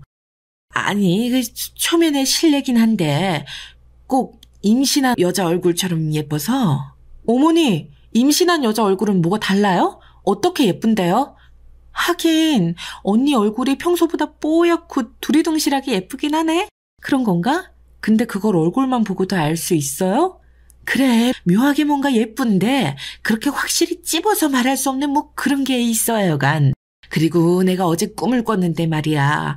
갑자기 빛나는 흰 닭이 날갯짓을 막 푸덕푸덕 하면서 나한테 푹 뛰어들어와 안기더라고. 이게 대체 무슨 꿈인가 해서 보니 태몽이라잖아. 근데 둘째는 아무리 봐도 아닌 것 같고. 근데 첫째를 보는데 왠지 뭔가 닭이 생각이 나기도 하고 묘하길래 말이지. 많이 얘들아? 엄마, 그게 어떻게 아셨어요? 우리도 어제 병원 갔다가 알았어요. 이 사람 임신 5주차래요. 그치? 내가 한 방에 맞췄네. 아, 참, 이게 중요한 게 아니지. 나 이제 할머니 되는 거구나. 만세다, 만세. 아니, 할머니 되는 게 그렇게나 좋아? 하긴, 나도 정말 좋다. 우리 집에 복덩어리가 들어왔네. 둘째 며느리가 잘 들어오더니 첫째 며느리까지 데리고 와줬네. 진짜 고맙다, 민영아. 이제 나도 할아버지다, 할아버지. 제가 아니라 아주버님이 처복이 있으신 거죠. 정말 축하드려요, 두 분. 근데 형님, 육아는 너무 서두르신 거 아니에요? 결혼한 저도 아직 아기가 없는데. 샘나서 안 되겠다, 여보. 빨리 우리도 아기 낳자. 우리가 좀 많이 급했어서 말이야. 다들 이해해 주세요. 그럼 우리 결혼 허락해 주시는 거죠? 이미 이렇게 큰 선물까지 준비해서 왔는데 허락이 뭐 필요하겠어. 큰애야, 이제 너 우리 집 며느리야. 먹고 싶은 거 없니? 내가 다 만들어줄게. 말만 해라. 아, 다들 진정 좀 해. 정신이 하나도 없어. 아니, 형 얌전한 척 하더니 애부터 만들어 오고 말이야. 그래서 결혼식은 언제 할 건데 배불러 오기 전에 해야 하지 않아요? 다들 진정하세요. 제가 좀 알아봤는데 다음 주 금요일에만 예약이 비어있다고 해서 그날 하려고요. 다들 일동 네를 외쳤습니다. 이 커플은 뭐가 그렇게 급한지 뭐든 초고속으로 다 해치우더라고요. 혼자여서 외로워 보이는 아주버님은 이제 생각도 나질 않더라고요. 아끼는 이 가정에 드디어 완전한 웃음꽃이 피었어요. 동료들 중에서도 정말 성격 좋고 털털한 매력의 소유자인 언니랑 아주버님이 연결될 줄은 몰랐는데 아주버님도 솔직하고 애교도 있으면서 털털한 언니한테 한번 빠져서는 일에 집중을 못하실 정도였대요. 연락은 언니가 먼저 했지만 고백과 프로포즈는 아주버님이 먼저 박력 있게 하셔서 언니가 2번 반했다고 하더라고요. 아주 이성적이고 냉정해 보이는 외모인데 사랑에 빠지고 나서 아주버님이 너무 열정적이셔서 정말 놀랐다고 하더라고요. 항상 채워지지 않는 마음이 허전해하는 언니였는데 도리어 열정적인 아주버님을 만나서 하루하루가 정말 행복하다고 하더라고요. 언니는 정말 재주꾼이어서 노래나 춤은 물론이고 요리에 집안 청소의 달인이라 항상 아주버님이 정말 행복하다고 하시더라고요. 아주버님 꿈이었대요. 요리 잘하는 여자를 만나는 게요. 그래서 그런지 요즘 얼굴이 진짜 동글동글 하시더라고요. 맨날 툴툴거리는 말투에 화가 난 얼굴이었는데 요즘은 얼굴이 찐만두 같으세요. 하얗고 통통하게 잘 쪄진 찐만두요. 전화위복이라는 말이 생각나더라고요. 안 좋은 일을 겪고 나서 도리어 더 좋아질 수 있는 것처럼 사람 사는 게 참 그래요. 울다가도 웃을 일이 생기고 또 웃다 보면 힘든 일이 있어도 또 금방 지나가기도 하고요. 어머님은 지금도 제가 사준 코트가 정말 마음에 든다고 자주 입고 외출하시곤 합니다. 다 헤어지기 전에 빨리 더 좋은 코트를 사드리려고요. 더 가볍고 따뜻한 코트를 찾는 저의 여정은 계속될 것 같아요. 남편도 맨날 저랑 코트 보러 다니다가 코트 전문가가 된 것 같다고 얘기해서 한참을 웃었네요. 여보, 이건 폴리에스테르 소재가 00%라서 안 되겠어. 옆에서 듣던 점원의 놀란 얼굴을 여러분들이 보셔야 하는데 아쉬워요. 점점 저도 이름이 알려져서 오디션을 더 이상 보지 않아도 캐스팅되는 뮤지컬 배우가 됐어요. 남편은 실력 좋은 무대 감독이 됐고요. 궁핍했던 제 어린 시절 덕분에 지금 저는 제가 가끔 너무 호강하는 게 아닌가 하며 늘 감사하며 살고 있어요. 하루 한 끼도 해결하기 어려웠던 제가 지금은 꿈을 위해서 하루하루 열심히 노력하며 보내고 있으니까요. 진짜 가족도 진짜 사랑도 다 얻은 저는 늘 감사하는 마음으로 하루하루를 살아가고 있답니다. 여러분들도 늘 행복하셨으면 좋겠어요. 안녕하세요. 저는 경기도 시흥에 살고 있는 30대 주부예요. 저는 특별한 굴곡 없는 가정에서 자라왔기에 부모와 자식 관계는 늘 애달프고 좋다고만 생각했어요. 그런데 그렇지 않은 경우가 있더라고요. 이건 제가 가장 가까이서 지켜본 저희 남편과 어머니 얘기인데요. 제 일은 아니지만 보면서 착잡한 마음이 드는 건 어쩔 수가 없네요. 우리 어머니는 본인 말로는 예전에, 그러니까 본인이 젊으셨을 때에 아주 미인이셨다고 하네요. 남편도 그 부분을 인정하기는 했었어요. 그게 지금 와서 뭐가 중요한지는 모르겠지만 말이에요. 뜬금없이 그렇게 어머니는 자기 옛날 일을 자랑하시고 잘 나갔었고 예뻤었고 친정에 잘 살았고 하는 얘기들을 늘어놓으셨답니다. 네가 몰라서 그러는데 나 옛날에 얼마나 미인 소리 듣고 칭찬이 잦아있는 줄 아냐? 하여간 어딜 가든 그렇게 남정네들이 줄을 섰어. 기철이 날 때만 해도 다들 아가씨인 줄 알았댄가. 배가 많이 안 나오고 늘씬하고 키도 크고 외모도 어디 여배우를 닮았다는 소리를 들었어. 그러니 맨날 남자들이 아주 애 같아서 쳐다봤었지. 그런데 내가 아주 감자 한 주먹같이 생긴 네 아버지랑 결혼을 해가지고 그놈이 사기 결혼만 아니었어도 이런 인생 안 살았어. 이렇게 한탄 섞인 말씀을 하시면 남편은 그 화제가 나올 때마다 씁쓸한 얼굴로 자리를 뜨곤 했답니다. 자기 아버지에 대해서 나쁘게 얘기해서 기분이 안 좋은 것도 있지만 단순히 이런 이유만 있어서 그런 건 아니에요. 어머니가 저렇게 본인 외모 자랑을 하시면서 그로 인해 치명적인 잘못을 하신 것은 늘 은근슬쩍 숨기시더라고요. 저도 결혼하고 좀 지나서 남편한테 얘기를 듣고 아주 화들짝 놀랐답니다. 우리 엄마, 나 11살 무렵에 나만 놔두고 집을 나갔어. 그때의 기억이 나한테 너무 큰 쇼크였고 트라우마가 되어서 아직도 엄마랑 어색해. 그러고 15년 뒤에 연락이 되어서 다시 아버지랑 나랑 셋이 살았지만 그래도 마음이 쉽게 다시 안 열리더라. 초등학생일 때 집을 나가셨고 군대 다녀왔을 즈음에 엄마를 다시 만났는데 관계가 쉬워질 리가 없잖아. 아직도 좀 그래. 이 말을 들으니 너무 멀쩡하게 살고 있는 듯 보였던 시부모님 관계가 달리 보이더라고요. 어머니는 저한테 자기 아들이 늘 무뚝뚝하다고 하셨는데 저는 남자들은 다 그런 줄 알았어요. 그런데 남편한테 이런 상처가 있었다고 하니까 좀 그렇더라고요. 게다가 어머니는 사사건건 저렇게 아버님에 대한 불만을 얘기하시고 사이가 썩 좋진 않으셨어요. 심지어 상견례하는 날조차도 목소리 높이고 싸우시는 통에 우리 엄마랑 친정언니도 되게 불편해했거든요. 특히 언니가 이 부분을 예사롭지 않게 보고 싶었어요. 있잖아. 니네 시어머니 좀 장난 아니신 분 같은데? 아무리 그래도 아들 결혼하는데 상견례 자리고 앞에 사돈들도 있는데 저렇게 왁왁거리고 고함을 질러? 와, 나 저런 사람은 진짜 처음 봐. 영주 너 정신 똑바로 차려야 될 것 같아. 제부는 순해 보이고 착해 보이는데 니네 아버님도 사실 물 조금 한번 흘린 것 같고 뭘 그렇게 큰 소리를 들으셔야 하냐? 내가 다 무안하더라 진짜. 정말 언니의 말 맞다나 이런 상황들이 벌어졌었거든요. 게다가 결혼식장에서도 우리 어머니는 그렇게 본인이 주인공 되고 싶어서 마이크를 잡고 혼자 주례사 비슷하게 얘기를 길게 하시지를 않나 정작 아무 말도 안 한 우리 엄마가 더 창피해할 정도였어요. 손님들 보기 너무 추태라고 말이에요. 아무튼 이런 상황이 있고 좀 지나서 남편이 지난날의 상처를 저한테 오픈했던 거예요. 그래서인지 시댁에 가서 나란히 자기 부모님과 함께 있고 그런 모양을 저한테 보이는 걸 부담스러워 하더라고요. 그래서 이 무렵 때에는 저도 잘 안 갔었는데요. 얼마 안 가서 대단히 황당한 소식을 듣게 되었답니다. 당시 어머니는 나름 하나밖에 없는 며느리랍시고 저한테 종종 전화하셨었거든요. 그런데 이 소식을 제가 아들인 우리 남편보다 먼저 전해 듣게 될 줄 누가 알았겠어요. 예, 나 네 아버님이랑 이혼하고 안 살 거다. 따로 나가 살 거야. 아무튼 그런 줄 알아. 기철이 녀석은 듣고 또 노발대발 난리가 나니까 네가 좀 잘 설득시켜주라잉, 알았지? 네? 이혼이요, 어머니? 어머니는 이런 말만 대뜸 던져놓고 아버님과도 온전히 합의도 안 된 상태에서 집을 나가버리셨어요. 그나마 불행 중 다행인 건 옮겨 사시는 집 주소 정도는 알려주시더라고요. 이미 그 부분에서부터 어머니는 이혼을 이전부터 계획해 오셨다는 걸 알 수 있었어요.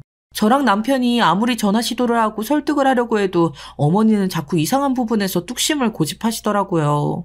나는 한 번 결정한 건 안 바꿔. 니네 아버지랑 안 살 거야. 그런 줄 알아라이. 이러면서 다짜고짜 이혼 진행을 해버리시더라고요. 우리 아버님은 이렇게 일방적으로 이혼을 통보받고 집 세간살이도 3분의 1이 비워져 버린 것을 확인하신 뒤 너무너무 충격이 크셨어요. 본인 자영업 때문에 나가서 집을 비운 사이 어머니는 발빠르게 집에 있는 본인 짐을 다른 곳으로 옮겨가셨더군요. 남편은 이때 저에게 길게 말을 하지는 않았지만 충격에 빠져 떠듬떠듬 전하는 얘기를 듣는데 정말 너무 가슴이 아프더라고요. 우리 아버지 딴에는 애 어릴 때 무작정 집을 나가서 10몇 년이나 연락이 없던 부인을 받아줬던 건데 그때는 이혼한 것도 아니었어. 주기적으로 연락은 했대. 내가 알기로 그때도 엄마가 이혼하자고 난리를 치는 걸 아버지가 받아주질 않았나 봐. 나를 생각해서 말이야. 당시 엄마가 1년에 한 번 정도는 전화를 걸어왔고 한 집에서 우린 쭉 계속 살고 있으니 그냥 아버지는 쉬쉬했던 거야. 근데 진짜 우리 아버지 너무 짠해서 어쩌냐. 엄마 받아주고 살면서 평생 살림이나 뭐나 제대로 하지도 않고 저렇게 성질만 내는데 그래도 데리고 살았는데 말이야. 결과가 이 모양이네. 정말 이런 얘기를 듣고 있으면 제 아무리 성인군자라고 해도 우리 어머니 같은 사람을 이해할 수는 없겠더라고요. 대체 우리 아버님한테 무슨 억하심정이 있어서 그러시는지 모르겠어요. 저는 문득 한 단어가 떠올라 남편에게 물었답니다. 근데 전에 어머니가 툭 하면 사기 결혼했다고 하시던데 그건 뭐야? 당신도 아는 얘기야? 그러자 남편은 한숨을 푹푹 쉬면서 힘들게 말을 하더군요. 그게 무슨 사기 결혼이야. 따지고 보면 엄마가 사기친 거지. 우리 아버지가 돈 많은 집안 아들인 줄 알고 엄마가 그렇게 매달려서 결혼했대. 사실 아버지는 뭐라 얘기한 것도 없어. 좀 사는 집 친구랑 어울렸을 뿐인데 엄마가 멋대로 착각한 거야. 그래놓고 엄마도 외갓집이 비슷하게 잘 사는 척 갖은 공을 들여서 결혼했다고 하더라고. 그래도 아버지 많이 노력했어. 엄마 욕심이 끊이질 않고 어릴 때에도 툭하면 생활비 흥청망청 쓰고 하는데 아버지가 노력해서 연립해서 그 당시 빌라까지 이사를 갔던 거야. 그런데 어느 날 뚝딱 빚까지 지고 사라져버리고 용케 아버지가 그때에도 이혼 안 하고 참아준 거라고. 오롯이 자식 하나 때문에 말이야. 이런 아버님을 두고 어머니는 이제 아들 하나 있는 거 장가 보냈으니 더 이상 본인이 참고 살 이유가 없다는 게 이유였어요. 그래서 원룸인지 뭔지 얻어다가 세간살이를 챙겨서 나가버리셨고 이혼 안 해주면 가만 안 있겠다는 요구를 하셨더군요. 아버님은 참담한 심정으로 이혼에 응하셨고 얼마간은 저와 남편이 너무 걱정스러워서 계속 들여다봤었어요. 순식간에 호라비가 되어 그 집에 혼자 남으셨고 그리고 세간살이를 들고 나와버렸으니 그 비어있는 공간들은 어떡하냐고요. 그래서 반찬하는 김에 같이 해서 갖다 드리고 왔다 갔다 하면서 챙겨드리게 되더라고요. 우리 엄마도 이 사실 듣고 얼마나 안쓰러워하셨는지 몰라요. 세상에, 니네 아버님 너무 안 되셨다. 아니 니네 시어머니는 무슨 그 나이에 새삼 이혼이래? 뭐 부부간의 사이는 부부만 안다고 하지만 그래도 그렇지 진짜 다 늙어서 그런 통보 이혼은 또 뭐야. 상견례 때 보니까 아주 남편을 쥐잡듯 잡더만. 내가 볼 땐 니네 아버님 좋은 분 같던데 참 마음이 안 좋다. 니네 할아버지 장례 때도 와주시고 니네 아빠 손도 잡아주시고 그때 인상이 엄청 좋았단 말이야. 니네 아빠도 사돈어른 괜찮은 분 같다면서 장례식 때 몇 번을 얘기했었어. 엄마 말 맞다나 우리 아버님은 저희 친정할아버지 장례 때 오셔서 엄청 깍듯하게 그리고 참 따뜻하게 우리 가족들에게 대해주셨어요. 저도 그 부분을 감사히 생각하고 있었는데 친정어른들도 비슷한 감상이시더라고요. 아무튼 저 역시도 당연히 아버님을 좀 챙겨드려야겠다고 생각했지만 아버님은 쏙 우리의 방문을 반기지 않으셨어요. 나는 놔두고 그냥 니들 볼일 봐라. 한창 젊은 애들이 무슨 노인네를 챙긴다고 그래. 니들 하고 싶은 거 하고 나한테는 내가 부르면 그때 나와. 냉장고에 아직도 저번에 갖다 준 반찬을 안 먹어서 남아있다. 자꾸 왔다 갔다 하는 거 부담 싫어. 오지 마라. 이렇게 딱 잘라서 말씀을 하시는데 막상 그러시면서도 저희가 가면 은근 말씀이 많아지세요. 뭐 저희가 와서 좋다 이렇다 말씀은 아니고요. 뉴스를 봤는데 무슨 일이 있었다거나 오는데 뭐가 어쩌고 그랬고 집 앞에 무슨 꽃이 피었다는 둥 자잘한 말씀들을 하시더라고요. 그런 걸 보면 진짜로 우리가 오는 게 싫으셨던 건 아닌 것 같아요. 남편도 그렇게 느끼더라고요. 아버지 딴에는 미안한 것 같아. 그냥 우리가 엄마도 없는 자기를 챙겨주려고 마음 쓴다는 걸 아시는 거지. 아버지 맨날 저래. 나 키울 때에도 엄마 없는 애인 거 티 안 나게 그렇게 노력했어. 일하면서 살림도 다 하고. 나 군대 갈 때에도 아버지 혼자 따라오시고 면회도 오셨는데 그때 정말 얼마나 울었는지 몰라. 차마 아버지 앞에서 울 순 없고 말이야. 그런데 그때 아버지가 그러시더라. 그래도 내가 아들이라서 다행이래. 부모가 한쪽만 있는데 그나마 성별이라도 같아야 더 위로가 된다나. 내가 딸이거나 아버지가 엄마였으면 서로 힘들었을 거라고 말이야. 이 말을 들으니 인자하신 아버님의 옛날 풍경이 저도 모르게 절로 머릿속에 그려지더라고요. 아버님은 남편에게 있어 참 단단하고 힘있는 친구 같은 존재셨어요. 일찍 결혼하셔서 얻은 아들이다 보니 나이도 환갑을 넘긴 지 오래되지 않으셨고 어찌 보면 한창 창창하실 나이인 거죠. 그래서인지 저와 남편은 절대 우리에게 그런 일은 일어나지 않을 것이라고 장담했답니다. 적어도 한 4, 5년 안에는 아버님을 먼저 보내드릴 일이 있을 거란 생각을 못했던 거죠. 하지만 세상사는 늘 예상치 못한 쪽으로 흘러가더군요. 그것도 조금의 예고도 없이 도둑이 들이닥치듯 아주 갑작스럽고 당돌하게 말이에요. 그날은 저도 바쁘게 직장에서 일을 하고 있었고요. 그날따라 이상하게 남편이 갑작스레 재택근무로 전환이 되었어요. 저도 참 별일이다 싶었죠. 오늘은 전화로도 해도 되는 일이고 오전에 외근도 있어서 그럭저럭 재택을 해도 될 것 같아. 그래서 집에 있으려고. 아, 맞다. 외근 가는 길에 잠깐 아버지한테 들렀다 갈래? 남편의 말은 저는 그런가 보다 했어요. 전날 해둔 오이 소박이와 반찬들 몇 가지, 그리고 우리 친정엄마가 보내주신 김치를 들고 남편은 아버님 댁에 갔어요. 그리고 얼마 안 되어 현관 신발장 부근에 쓰러져 계신 아버님을 발견했고 모든 상황은 순식간에 정말 물살을 타듯 아주 빠르게 진행되어 버렸어요.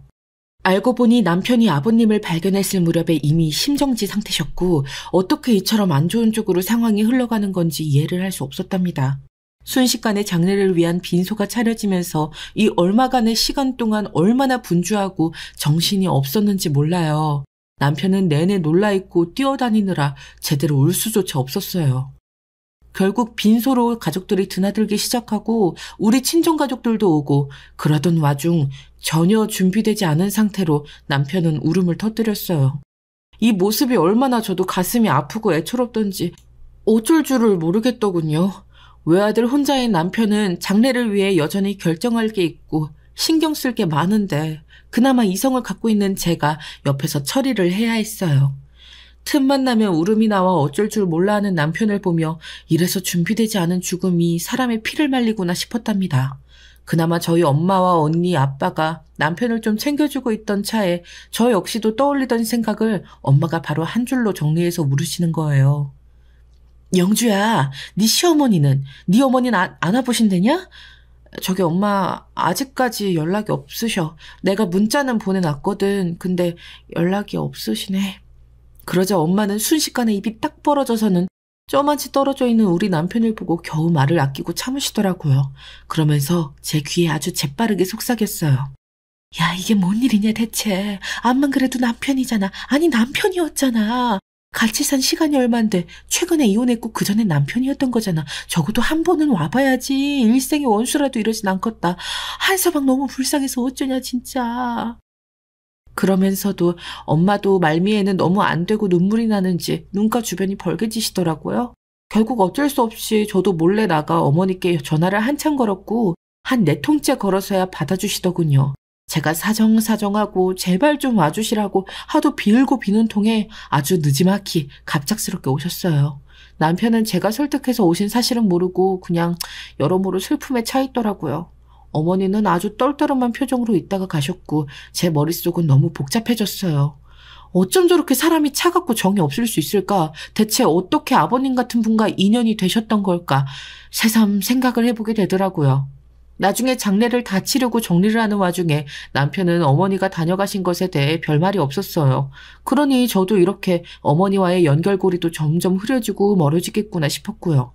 그런데 얼마 안 가서 또다시 저를 충격에 빠지게 하는 폭탄 발언이 기다리고 있었어요. 물론 이 말을 한 당사자는 또 어머니였답니다. 그렇게 제가 전화를 걸고 애타게 찾고 제발 이혼을 멈춰달라 혹은 아버님 장례에 와달라고 안달할 때는 듣지도 않던 분이셨는데 갑자기 자기 필요에 따라 저에게 불쑥 전화를 해오신 거예요. 그것도 이런 내용으로 말이죠. 예, 나 혼자 살기 너무 무서워서 그래. 니들이랑 같이 사는 걸 생각해보는데 너는 어떠냐? 희철이는 네가 좀 설득해주고 아마 잘 얘기하면 그러자고 할 거야. 나 여기 혼자 사는데 별의별 아저씨들이 득실거리고 너무 불안해. 그러니까 너가 얘기 좀 잘 해봐라.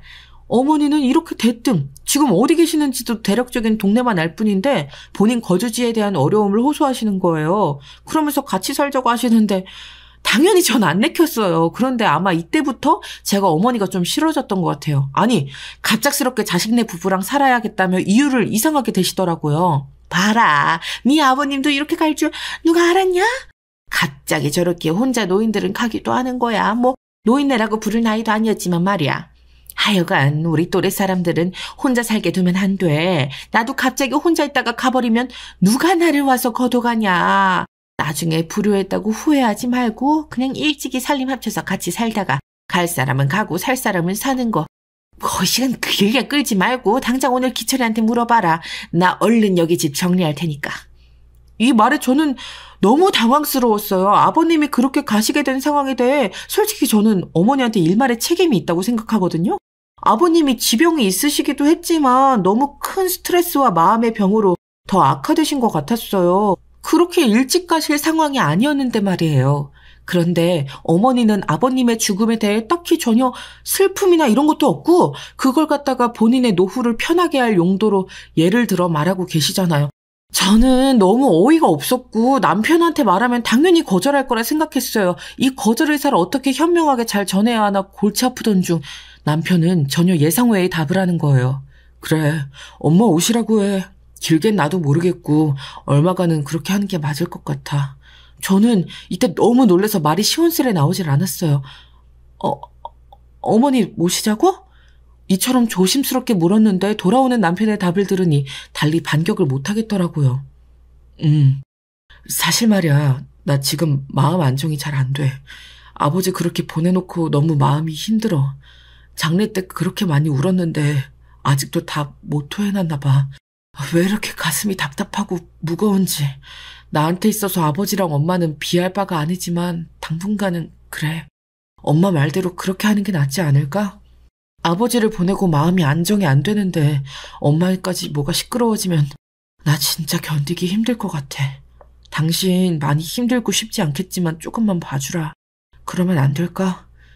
이렇게 말하는 남편을 보며 저도 대책이 달리 없었어요. 그냥 크게 뭐라 하지 못하고 받아들이게 되었답니다. 그리하여 우리는 살림을 합쳐 어머니와 함께 살게 되었고요. 우리 부부가 쓰는 안방 말고 노는 방이 하나 있어서 그쪽을 드렸어요. 그런데 어머니는 그 방을 드린 게 마음에 안 드셨나 봐요. 정말 옛말 틀린 거 하나도 없어. 버릴 데가 단 한 군데도 없다니까 노인네 거슬리니까 뒷방에 가두는 거 아니야, 어? 아이고, 영주 표정 봐라. 뭘 당황하고 그래, 농담인데. 이때 너무 느낌이 좋지 않고 기분이 별로인 거예요. 은근슬쩍 장난하듯 쓱 먹이시는 것 같아서 너무 불쾌했어요. 우리 친정가족들은 무슨 시어머니랑 살림을 합치냐며 당황스러워했고 저도 더 길게 사정을 얘기하긴 불편해서 그냥 입을 닫았답니다. 하지만 그렇게 같이 살게 되었다고 해서 다행인지 불행인지 모르겠지만 우리 남편은 어머니께 딱히 마음을 열진 않더라고요. 본인은 처음에 어머니 말에 따라 같이 사는 걸 수락했지만 어머니를 볼 때마다 힘들게 살다 돌아가신 아버님 생각이 났나 봐요. 저는 저대로 불편하지만 남편은 정말 그 두 사람의 자식으로서 이러지도 저러지도 못하고 옴짝달싹을 못하고 있더라고요. 그래서 어거지로 참고 있는데요. 어머니는 정말 얼마 지나지도 않아서 저를 괴롭히기 시작하셨어요. 생각해보면 왜 이때 참고 남편한테 말을 안 했던 건지 이 정도면 말을 했어도 됐을 텐데 말이에요. 저기 어머니 이거 드신 거는 담궈두시지 말고 바로바로 설거지를 해주셔야 돼요. 안 그럼 벌레 생기는 거라. 그러자 어머니는 제 말을 탁 자르고 할 말만 하시는 거예요. 어머 왜? 네가 치워주면 안 되는 거야? 나는 며느리도 있고 하니까 주방에선 손에 물 안 묻힐 생각이었어. 다 늙은 시임이 시집살이 시키는 거 아니지? 요즘은 거꾸로 며느리들이 그렇게 할 말을 한다더라고. 영주 너는 나한테 그러면 안 된다. 그거 먹은 거 뭐 얼마나 먹었다고 그렇게 화가 나 있어. 어머니의 이런 말은 안 그래도 좀 예민해진 저를 기분 나쁘게 만들었어요. 당시 저는 임신 중이었는데 냉장고 하나하나 손대고 하기 너무 피곤했거든요. 주방 살림도 다 제가 정리해두고 힘겹게 출근길에 올랐고 그러다가 몸이 너무 힘들어 일찍 조퇴하고 집에 왔는데 쉴 수가 없는 거예요. 어머니가 아무렇게나 꺼내 먹은 반찬들이 냉기가 전부 빠진 상태로 미지근하게 식탁 위에 있었고 밥과 국그릇, 식기류들은 왜 그렇게 많이 꺼내다 쓰셨는지 전부 설거지통에 대충 담겨져 있었어요. 기껏 깨끗하게 치우고 나온 주방에 대한 보람도 없이 안 그래도 속 메스껍고 불편한데 너무 화가 나더라고요. 그래서 이 부분에 대해서 저는 말을 더 길게 이었지만 어머니는 정말 아나무인격으로 받아치더라고요. 결국 모든 게 답답하고 역하게 느껴졌던 저는 집에 있지 않고 친정으로 가버렸어요. 엄마는 뭐 때문에 왔냐고 캐물으시는데 제가 자세히 말 안 해도 이유를 짐작하시더라고요. 너 네 시어머니 때문에 여기 온 거지?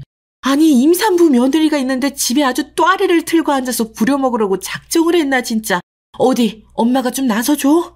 그래서 제가 아니라고 말렸고 엄마 집에서 엄마 밥을 먹고 좀 잔 다음 저녁 늦게 집으로 돌아왔어요. 그런데 어머니가 그런 저를 붙잡고 집에서 마구 짜증을 내시는 거예요. 이날따라 남편도 늦어서 집에 없었는데 말이에요. 예, 너는 아까 말도 없이 나가버리더니 이제 오면 어떡해? 나 배고파 죽는 줄 알았잖아. 아니 너 말이야 내가 안 치워놨다고 골탕 먹으려고 그런 거 아니지? 여태 쫄쫄 굶었어 내가. 뭐 먹을 게 있어야지. 빨리 밥 차려라 얼른. 진짜 지금 그릇도 씹어먹을 판이야. 와, 저는 이때 겨우 집에 들어와서 얼른 씻고 어머니랑 안 마주치고 자버릴 생각이었어요. 그런데 저보고 밥을 차리라니요. 여전히 안 치워진 식탁 위와 싱크대는 비로소 벌레들이 날아들었고 거실은 완전히 어머니가 다 차지하셔서 남편이 사둔 과자들도 다 까먹고 계셨어요. 그런데 그놈의 밥을 못 먹었다면서 봉지랑 음료수 다 뜯어 드시곤 밤 10시가 다 되어 차리라는 거예요. 저는 너무 화가 나서 못하겠다고 했어요. 생각해보면 저 역시 어지간히 호르몬 변화로 힘들었던 것 같아요. 일일이 이런 걸로 따지고 싸우는 성격이 아니거든요. 어머니, 저 못해요. 너무 힘들고 지금 구역질이 날 것 같아요. 먼저 쉬겠습니다. 그리고 저는 안방문을 닫았고 뒤에서 뭐라 쭝얼거리는 소리가 짜증나서 잠그어 버렸어요. 그런데 어머니는 이게 그렇게 꼴사납고 못 견디게 싫으셨나 봐요. 완전히 기진맥진해서 자버린 제가 그 다음날 아침에 일어나 보니 어머니는 눈을 부랴리며 소파에 앉아 계시는 거예요.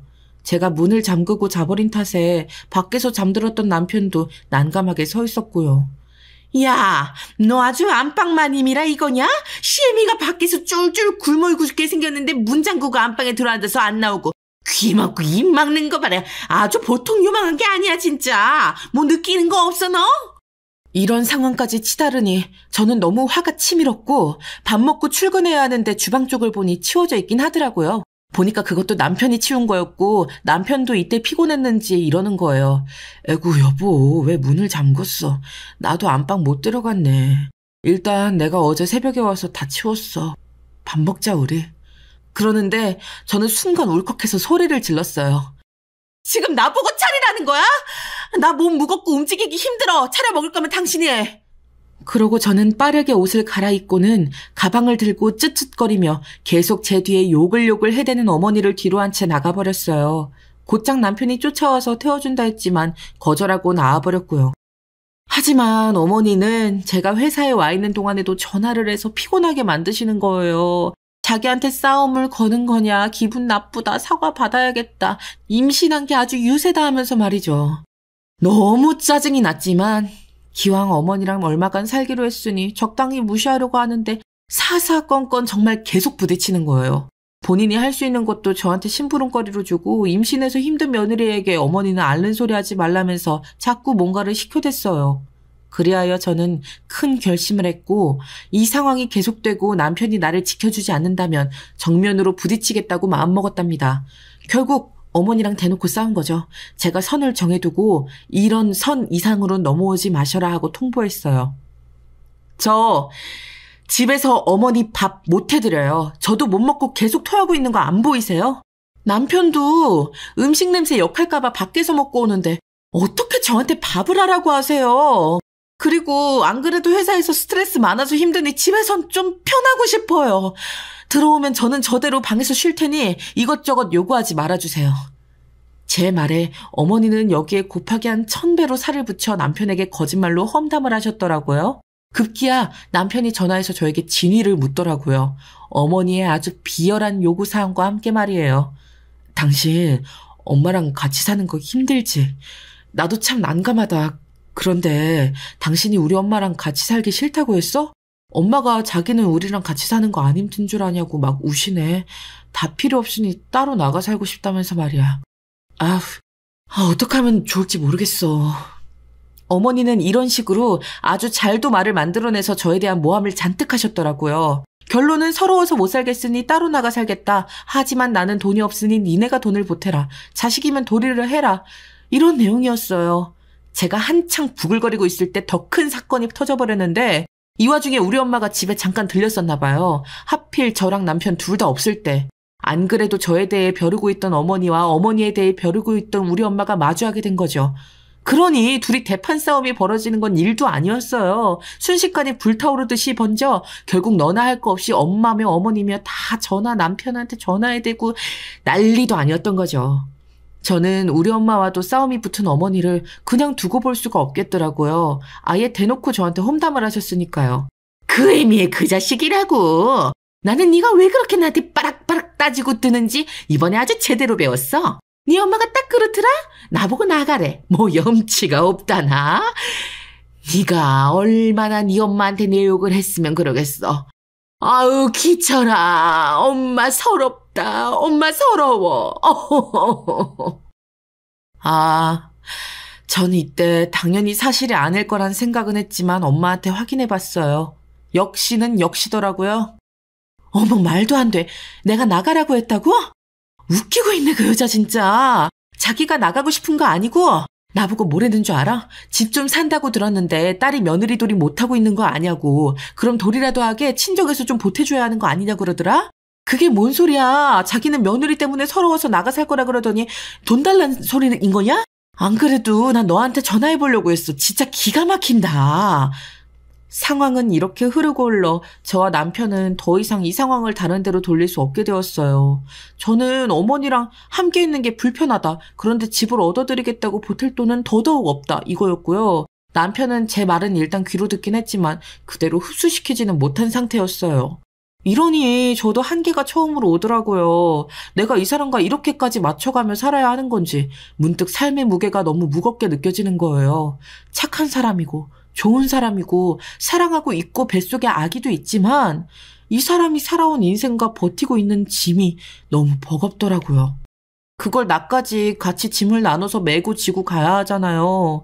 얼마간 너무 허탈하고 답답한 날들을 냉전 중에 보내고 있는데 저는 정말 너무나 엉뚱한 데에서 어떤 실마리랄까? 이렇게 꼬여온 모든 실타래의 시작을 발견하게 되었어요. 사람이 죽으란 법은 없는 건지 어떻게 그걸 알게 된 건지 저도 신기하지만요. 그날은 제가 밤에 물을 마시러 잠깐 거실에 나왔을 때인데 거실 벽시계로 한 2시쯤 되었을 거예요. 그런데 어머니가 방 안에서 속닥속닥 하는 소리가 들리는 거예요. 마치 누군가가 있는 것처럼 느껴질 정도로 대화가 선명하게 들려서 순간 저도 모르게 벽 쪽에 붙어 듣게 되었어요.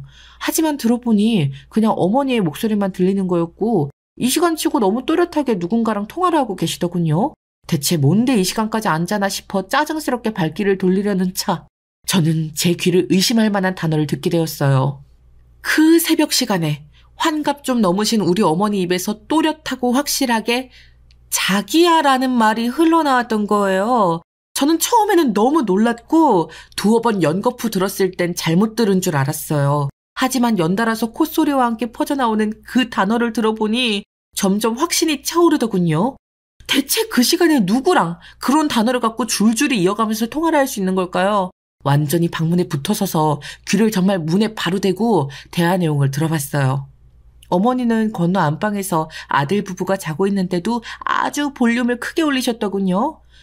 맞아 자기. 아니 근데 대체 언제까지 걸리는 거야? 그놈의 한탕이 속아 넘어간 게 어디 하루 이틀이야? 자기 근데 혹시 연자 그년이랑 뭐 있는 거 아니야?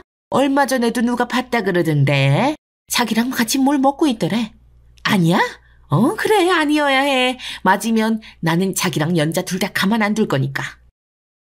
이건 누가 봐도 연애하는 감정을 갖고 있는 남녀의 대화였고 좀 더 귀를 붙여서 집중해보니 남자 목소리도 들리는 거예요. 어머니 전화 건너편으로 누가 들어도 할아버지 같은 목소리가 묵묵직하게 계속 커졌다 작아졌다 하면서 들려오더군요. 그러니 너무 놀라 입을 흡 막고 급기야 다리에 쥐가 나서 살살 끌며 방으로 돌아오기까지 어머니는 본인이 자기라고 부르는 그 할아버지랑 계속 통화를 멈추지 않고 있었어요. 결국 그날 뜬 눈으로 잠들지 못했고 회사에서도 내내 속이 울렁거리고 마음이 불편하더라고요. 아니 물론 어머니도 엄연히 이혼하신 상태이고 누군가를 만날 수는 있죠. 그런데 아버님이랑 이혼하신 뒤에 장례를 치르고 나서 1년도 안 되었어요. 그런데 금방 너무 태연하게 자기라고 부르시니까 저도 좀 당황스럽지 않겠나요? 심지어 아버님한테는 그런 호칭을 쓰신 적도 없어요. 늘 이 사람 이 인간이라는 지칭밖에 안 하셨거든요. 혼자 이 사실을 알고 있어야 하니 너무 불편해서 참고 있던 저를 이런 근심거리를 덜어주시려는 건지 어머니는 며칠 뒤 곧장 개방을 해버리셨지 뭐예요. 다름 아닌 그 전화 속 자기의 주인공, 그 연문 많은 먼 할아버지를요. 우리 집에 불러서 떡하니 거실에 같이 앉아 계신 거예요. 그날도 제가 먼저 왔으니 망정이지 남편이랑 동시에 들어왔다면 남편 반응이 어땠을지 상상이 안 가요. 어머니, 이분은 누구세요? 그러자 어머니는 저한테 인사하라면서 이렇게 말을 하시는 거예요. 세상에, 어쩜 사람이 이래요? 인사해? 네 시아버지다. 이제 아버님이라고 불러. 좀 이따 기철이 오면 같이 말할 건데 일단 너부터라도 깍듯이 고쳐 불러들어라. 그러자 그 할아버지도 어머니 옆구리를 짜증스럽게 치면서 뭔 아버님이냐며 화를 내시더라고요. 어머니는 그 반응에 더 열불이 나셨는지 왜 아니냐고 거기서 또 둘이 싸우고 앉아있는데 정말 저 곱게 애를 낳을 순 없는 건가요? 임신한 내내 너무 속 시끄러운 거예요. 대충 물 마시고 안방에 들어와서 생각해보니 어머니랑 그 할아버지는 서로 그렇게 엄청 막역하게 좋아 지내는 사이 같지 않았어요. 그냥 어머니 혼자 일방적으로 매달리는 것 같고 그 할아버지는 약간 귀찮은 일에 꼬인 마냥 앉아있더라고요. 보니까 할아버지가 막 할아버지 느낌은 아니고 키도 크시고 얼굴도 번들번들 하신 게 그 또래분들에게는 여심을 사로잡는 인상이신 것 같았어요. 그러니 어머니가 열을 올리나 싶으면서도 한편으론 참 해괴하고 보기 안 좋았죠. 뻔히 저한테는 아버님이란 존재가 큰데 무슨 다짜고짜 시아버지라고 부르라는 거냐고요. 그리고 얼마 안 가 사건은 크게 터졌고요. 이후 남편이 들어와서 일이 커지고 말았어요. 저도 모르게 슬그머니 잠든 사이 밖에서 목소리가 마구 크게 오가길래 순간 깼거든요. 놀래서 나가보니 남편이 뭐라 화를 내고 있었어요. 엄마, 이건 아니잖아. 무슨 대뜸 이 할아버지. 아니 엄마 말대로 아저씨. 그래 근데 무슨 아버지라고 부르라고? 엄마 이건 말도 안 돼. 내가 싫다는데 왜 그래? 어머니는 걷다 대고 아주 눈 하나 깜짝 안 하고 당연한 걸 요구한다는 듯 말씀하시는 거예요. 내가 나가고 싶다고 했잖아. 니네가 안 된다며. 그럼 나는 니네랑 살아야지. 부모인데 따로 나가서 살기도 못 해줄 거면 같이 모시고 살아야 되는 거 아니야? 그리고 나는 이 사람이랑 같이 살 거야. 그럼 니네도 같이 사는 거지. 그 얘기가 그렇게 어려워? 뭐가 그렇게 어려워? 왜 말귀를 못 알아듣고 몇 번이나 말을 하게 하는 거야? 그러다가 어머니는 이때 방에서 쓱 나온 저를 보시더니 아주 잘 됐다는 듯이 말하시는 거예요. 이것 봐. 나도 참을 만큼 참았어. 쟤한테 무시당하면서 온갖 서름 당하고 죽을 만한 고통을 겪으면서도 참고 견뎠다고. 그러니 나도 하고 싶은 대로 내 인생 좀 즐기면서 살고 싶어. 그런 줄 알고 이제부터 저 안방 좀 비워라. 노인네 둘이 있으려면 저 뒷방은 너무 좁고 아주 승질 나 죽겠어. 니들만 맨날 굴속마냥 들어가서 그러고 있지 말고 노인네 모시고 살 거면 제대로 공경을 하란 말이야. 어머니는 마치 우리가 안방을 쓰는 게 그동안 안 입고 왔다는 듯이 게다가 무슨 서름을 저한테 그렇게 겪으셨다고 죽을 고통을 당했다고 오바를 하시는 건지 무작정 안방 내놓으라는 거예요. 저는 맹세코 여기에 쓴 내용 말고 어머니랑 다른 트러블은 없었어요. 그것도 어렴풋이 남편은 다 알고 있는데 저렇게 거짓말을 서슴없이 하시더라고요. 그러거나 말거나 일단 남편은 무조건 안 된다고 난리를 쳤고 그걸 옆에서 도라르방 마냥 멈춰서 보고 있던 할아버지가 같이 껴드는 거예요. 아이고 우리 옥순 씨가 이렇게 자식들한테 무시당하고 힘들게 사는구먼. 그 아들이 되어서 어머니를 이렇게 힘들게 하면 어떡해요. 내가 도무지 안 나설 수가 없네 진짜. 그러니 땡땡동에 살 때도 돈 한 푼 안 보태주고 힘들게 살게 했지. 그런데 여기서 너무 어이없게 어머니가 참 바보 같은 소리를 하시는 거예요. 아니 문재씨. 그건 자기가 그때 땡땡동 투자한다고 빼달라고 하니까 내가 돈이 없던 거지. 그건 일단 빨리 돌려줘야 하는 돈이에요. 확실히 알고 확실히 해야지. 아무튼 계속 말해봐요. 그러면서 다시 우리한테 삿대질러를 하려는 것을 남편은 재빨리 낚아채서 다시 물었어요. 잠깐만요. 뭐요? 무슨 돈? 엄마 그 집 나올 때 돈 빼서 이 할배 준 거야? 아니 엄마 돈 없다고 계속 그랬잖아. 말해봐. 뭐야? 할배? 거옥순 씨 아들 말 험하게 하네. 나한테 할배라니. 아직도 밖에 나가면 저 여자만큼 젊은 아가씨들이 나한테 줄을 서는데 뭔 소리야? 그러면서 할아버지가 저를 가리키면서 헛소리를 하니 남편은 완전 눈이 돌아버렸어요. 가뜩이나 마음에 안 들어 죽겠는데 정황상 엄마 돈을 뜯어낸 듯하고 게다가 남편의 와이프인 저까지 들먹이며 여자 어쩌고 말하는 상황에 완전히 꼭지가 돌아버린 거예요. 순간적으로 달려든 남편 때문에 거실은 아수라장이 되었고 그 할아버지와 어머니는 같이 엉겨붙어 남편을 떼내려고 하고 난리가 난 거예요. 홀몸도 아니고 안 그래도 몸 무거운 저는 나설 수도 없고 그냥 멀찍이 떨어져서 그만하라고 말하는 수밖에 없었고요. 마침 그날 밖에 비도 오고 있었는데 이게 무슨 비 오는 날에 먼지 날 짓인가요? 아주 어머니는 뭐 하는 짓이냐 제발 그만해라 고래고래 소리 지르며 오열을 하시질 않나. 난장판이었어요.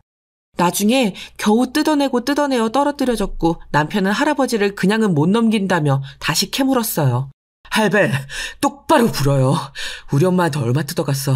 아니 엄마 다 미치겠다. 우리 엄마 언제부터 만났어요? 이때 어머니는 그렇게 얼마간 저희 집에 있으면서 아니 저를 처음 만난 순간부터 그날까지 그렇게 저한테 당당하게 갑질을 하시더니 이때만큼 당황하고 처절한 얼굴을 본 적이 없었어요. 남편한테 갑자기 막 뭐라고 하시더라고요.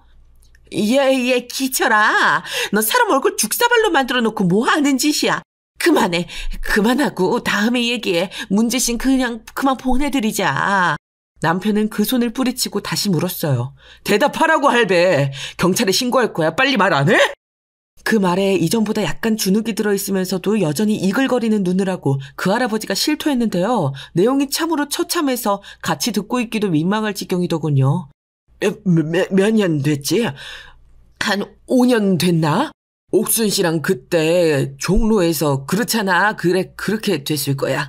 이건 아마 물어보는 남편도 어쩌면 순간적으로 예감했겠지만 아마 그래서 물은 것이겠지만요. 어머니는 우리 아버님이랑 결혼 생활하고 계시던 때 그러니까 우리 부부가 결혼하기 한 몇 년 전부터 이미 저 할아버지랑 관계가 있었던 거예요. 그러니까 쉽게 말해 불륜이었던 거죠. 남편은 더 돌아버릴 뭣도 없었던 것 같지만 저는 그가 날아온 내내 그렇게 사람이 화가 난 건 처음 봤어요.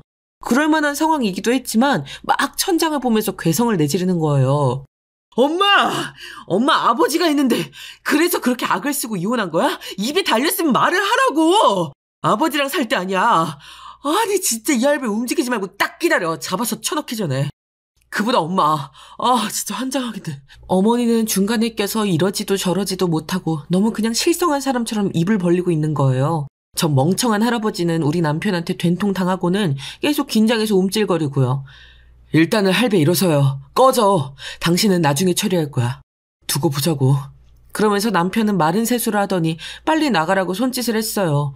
그 와중에 할아버지는 어깨가 푹 처져서는 계속 뭐라고 꿍얼거리며 변명을 하더라고요. 이러다 정말 큰일 날 것 같아서 제가 빨리 나가라고 했어요. 헌데 그 와중에 어머니가 말리고 또 난리가 난 거예요. 정말 속 터지더라고요. 어디 가요, 문제씨? 있어봐요. 잘 설명하면 되니까. 잠깐만요. 내가 애들 야단을 칠 테니까. 이때 정말 우렁찬 천둥 소리 마냥 남편의 피 맺힌 소리가 공기를 쫙 갈랐어요. 엄마 제발.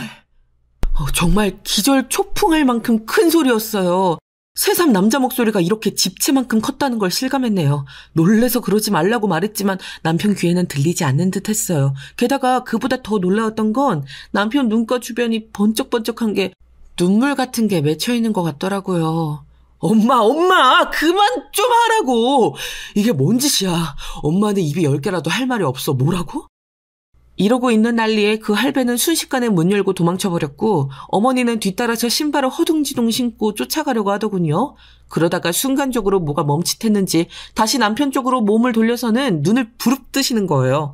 그러면서 남편 등을 팍팍 소리가 나도록 건드려가며 원망을 하시지 뭐예요. 이놈! 나쁜 놈! 새끼가 돼서 애미한테 이게 뭐하는 짓이야 이놈! 뭐하는 거냐고! 이러면서 어머니는 되려 본인 아들한테 마구 저주를 쏟아붓는 거예요. 본인 입으로 자기가 낳아놓은 새끼인 아들보다 저깟 허접한 남자한테 빠져서 그 남자를 자기 걸로 못 붙들어 놓은 게 화가 나셨나 봐요. 남편은 눈을 감고 부르르 떨며 가만히 서 있는데 도저히 제가 옆에서 더 말을 걸 만한 분위기가 아니라서 그냥 보고 있었어요. 남편은 다시 획 몸을 돌려 어머니를 보더니 이렇게 말하는 거예요. 엄마, 지금 내 말 잘 들어. 엄마, 있잖아. 근데 이때 남편 표정이란 너무 참담하고 슬퍼 보여 저도 모르게 헉하고 울음이 올라왔어요. 마치 전쟁터에서 이제 막 죽기 직전에 군인 같은 얼굴을 하고 있었으니까요. 그 순간에 남편의 마음을 상상도 못하겠더라고요. 속이 얼마나 문드러져 썩었으면 저런 표정이 되어버린 걸까요? 엄마, 우리 이제 그만하자. 엄마랑 나 이제 보면 안 될 것 같아. 그게 맞는 것 같다. 아까 저 할배한테 가. 뭐 이 자식아? 네가 흠씬 죽사발을 만들어서 쫓아낼 땐 언제고? 그니까 가라고! 쫓아가라고! 그러고 남편은 마구 어머니를 문 밖으로 밀어내는 거예요. 그러면서 정말 믿을 수 없는 말을 내뱉었어요. 숨죽여서 옆에서 듣고 있는 제 가슴이 다 찢어질 것 같더라고요. 엄마가 나랑 아버지 버리고 갔잖아. 근데 다시 왔지. 엄마, 안 와도 됐어. 계속 엄만 안 왔어야 했어. 오지마, 이제는. 2번 다시 오지마. 그러고 끝내 밀어내서 밖으로 내보내고 문을 닫더니 잠궈버리더군요. 어머니 역시 당황하고 놀란 얼굴로 밀려나 문을 계속해서 두드리고 또 쾅쾅 발로 차대는데 끝끝내 남편은 문을 열지 않았어요. 그대로 발을 슥슥 끌면서 안방으로 들어가더니 침대에 퍽 하고 쓰러져 눕는 소리가 들리더라고요. 어머니는 거의 1시간 가까이 문을 두들겨 대시다가 사라진 것 같았어요. 그날 잠을 못 이뤘던 건 남편이나 저나 마찬가지일 거예요. 아마 어머니도 그러셨을 것 같고요. 저와 남편, 어머니가 셋이 잠깐 같이 지내는 그 위태로운 일상 속에 이처럼 끔찍하게 마주해버린 현실이란 그냥 모두가 너무나 불행해질 수밖에 없었던 것 같아요. 저와 남편 혹은 남편과 어머니 어느 쪽이건 가족의 모습을 유지하려면 셋 중 누구 하나는 꼭 빠졌어야 했을 테고요. 남편은 그 상황 안에서 어머니를 지워버렸어요. 그 이유는 저를 위해서라기보다는 본인 자신을 위해서였고요. 그리고 돌아가신 아버님, 일생을 아내에게 상처받고 홀로 자식을 지켜냈던 아버님을 떠올렸을 때 남편은 더더욱 그런 선택을 할 수밖에 없었나 봐요. 저한테 무엇 하나 확실하게 말해준 것은 없지만 남편의 행동을 볼 때 그리 생각이 되더라고요. 그리고 시간이 지나면서 어머니에 대해서도 마음이 편치 않던 와중에 어머니는 제가 그런 생각을 하지 못하도록 먼저 연락을 해오셨어요. 잠깐의 복잡한 마음이 들었던 것도 무색하게 남편의 결정이 잘 되었다는 걸 확인하는 내용으로 말이죠. 너 말이야, 기철이 좀 잘 설득해봐라. 아니 그 나쁜 놈이 새끼가 엄마가 데려간 아저씨를 그따위로 만들고 엄마도 쫓아냈잖아. 걔 정신병이 나봐. 어떻게 좀 해야 될 것 같아. 지 아빠 먼저 보내고 정신이 어떻게 된 것 같아. 네가 말하면 될 것 같아.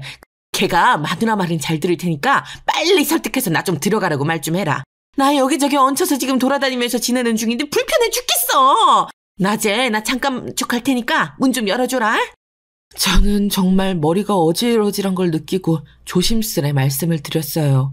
곤란하다는 식으로 말했는데 절대 들을 생각이 없으시더라고요. 와중에 이런 얘기까지 하시는 거예요. 진짜 너까지 왜 그러냐, 정말 짜증나게. 그리고 나 돈 똑 떨어졌어. 가진 것도 없이 핸드폰만 주워들고 나와서 친구네 집에 있는 것도 하루 이틀이야. 일단은 네가 한 100만 원만 좀 보내봐. 나도 사람 구실해야지. 기철이한테는 비밀로 하고 어떻게든 돈 좀 보내줘봐. 여기서 화가 빡 올라온 저는 잠깐 생각을 하다가 다시 말했어요. 암만 생각해도 이렇게 전달하길 잘한 것 같더라고요. 그렇게 당당하게 요구에 대던 어머니가 완전 말문이 막히셨으니까요.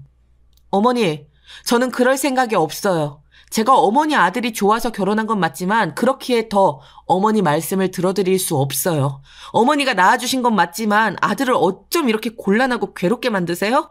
이 사람 어머니 그러고 보내드리고 난 뒤 밥도 잘 못 먹고 너무 괴로워해요. 아들을 이렇게 고통스럽게 만들어 놓으시고 어떻게 돈 빌려달라 다시 들어가겠다는 말씀을 아무렇지 않게 하세요. 이 사람 좋아서 결혼했기 때문에 더더욱 어머니 뜻을 들어드릴 수 없어요. 기철 씨가 너무 불쌍해서 안 되겠어요. 이제 어머니 연락에 답 안 드릴 거예요. 안녕히 계세요.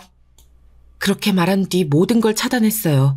이 뒤로 어머니가 뭔가 더 찾아와서 난리치실까 긴장했지만 우리 집에 찾아온다든지 뭐 다른 번호로 걸려온다든지 그런 건 없더라고요.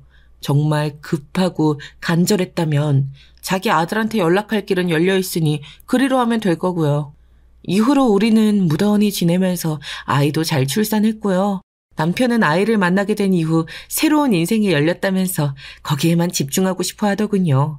우리 쪽 친정어른들은 남편이 너무 짠하다고 하고 저도 비슷한 생각이에요. 이후로 조금의 흔적도 인기척도 느껴지지 않는 어머니의 존재감이란 남편에게 부정적인 영향을 끼치지는 않을 것 같네요. 아무쪼록 우리 새로운 가족의 출발을 응원해 주셨으면 감사드리겠습니다.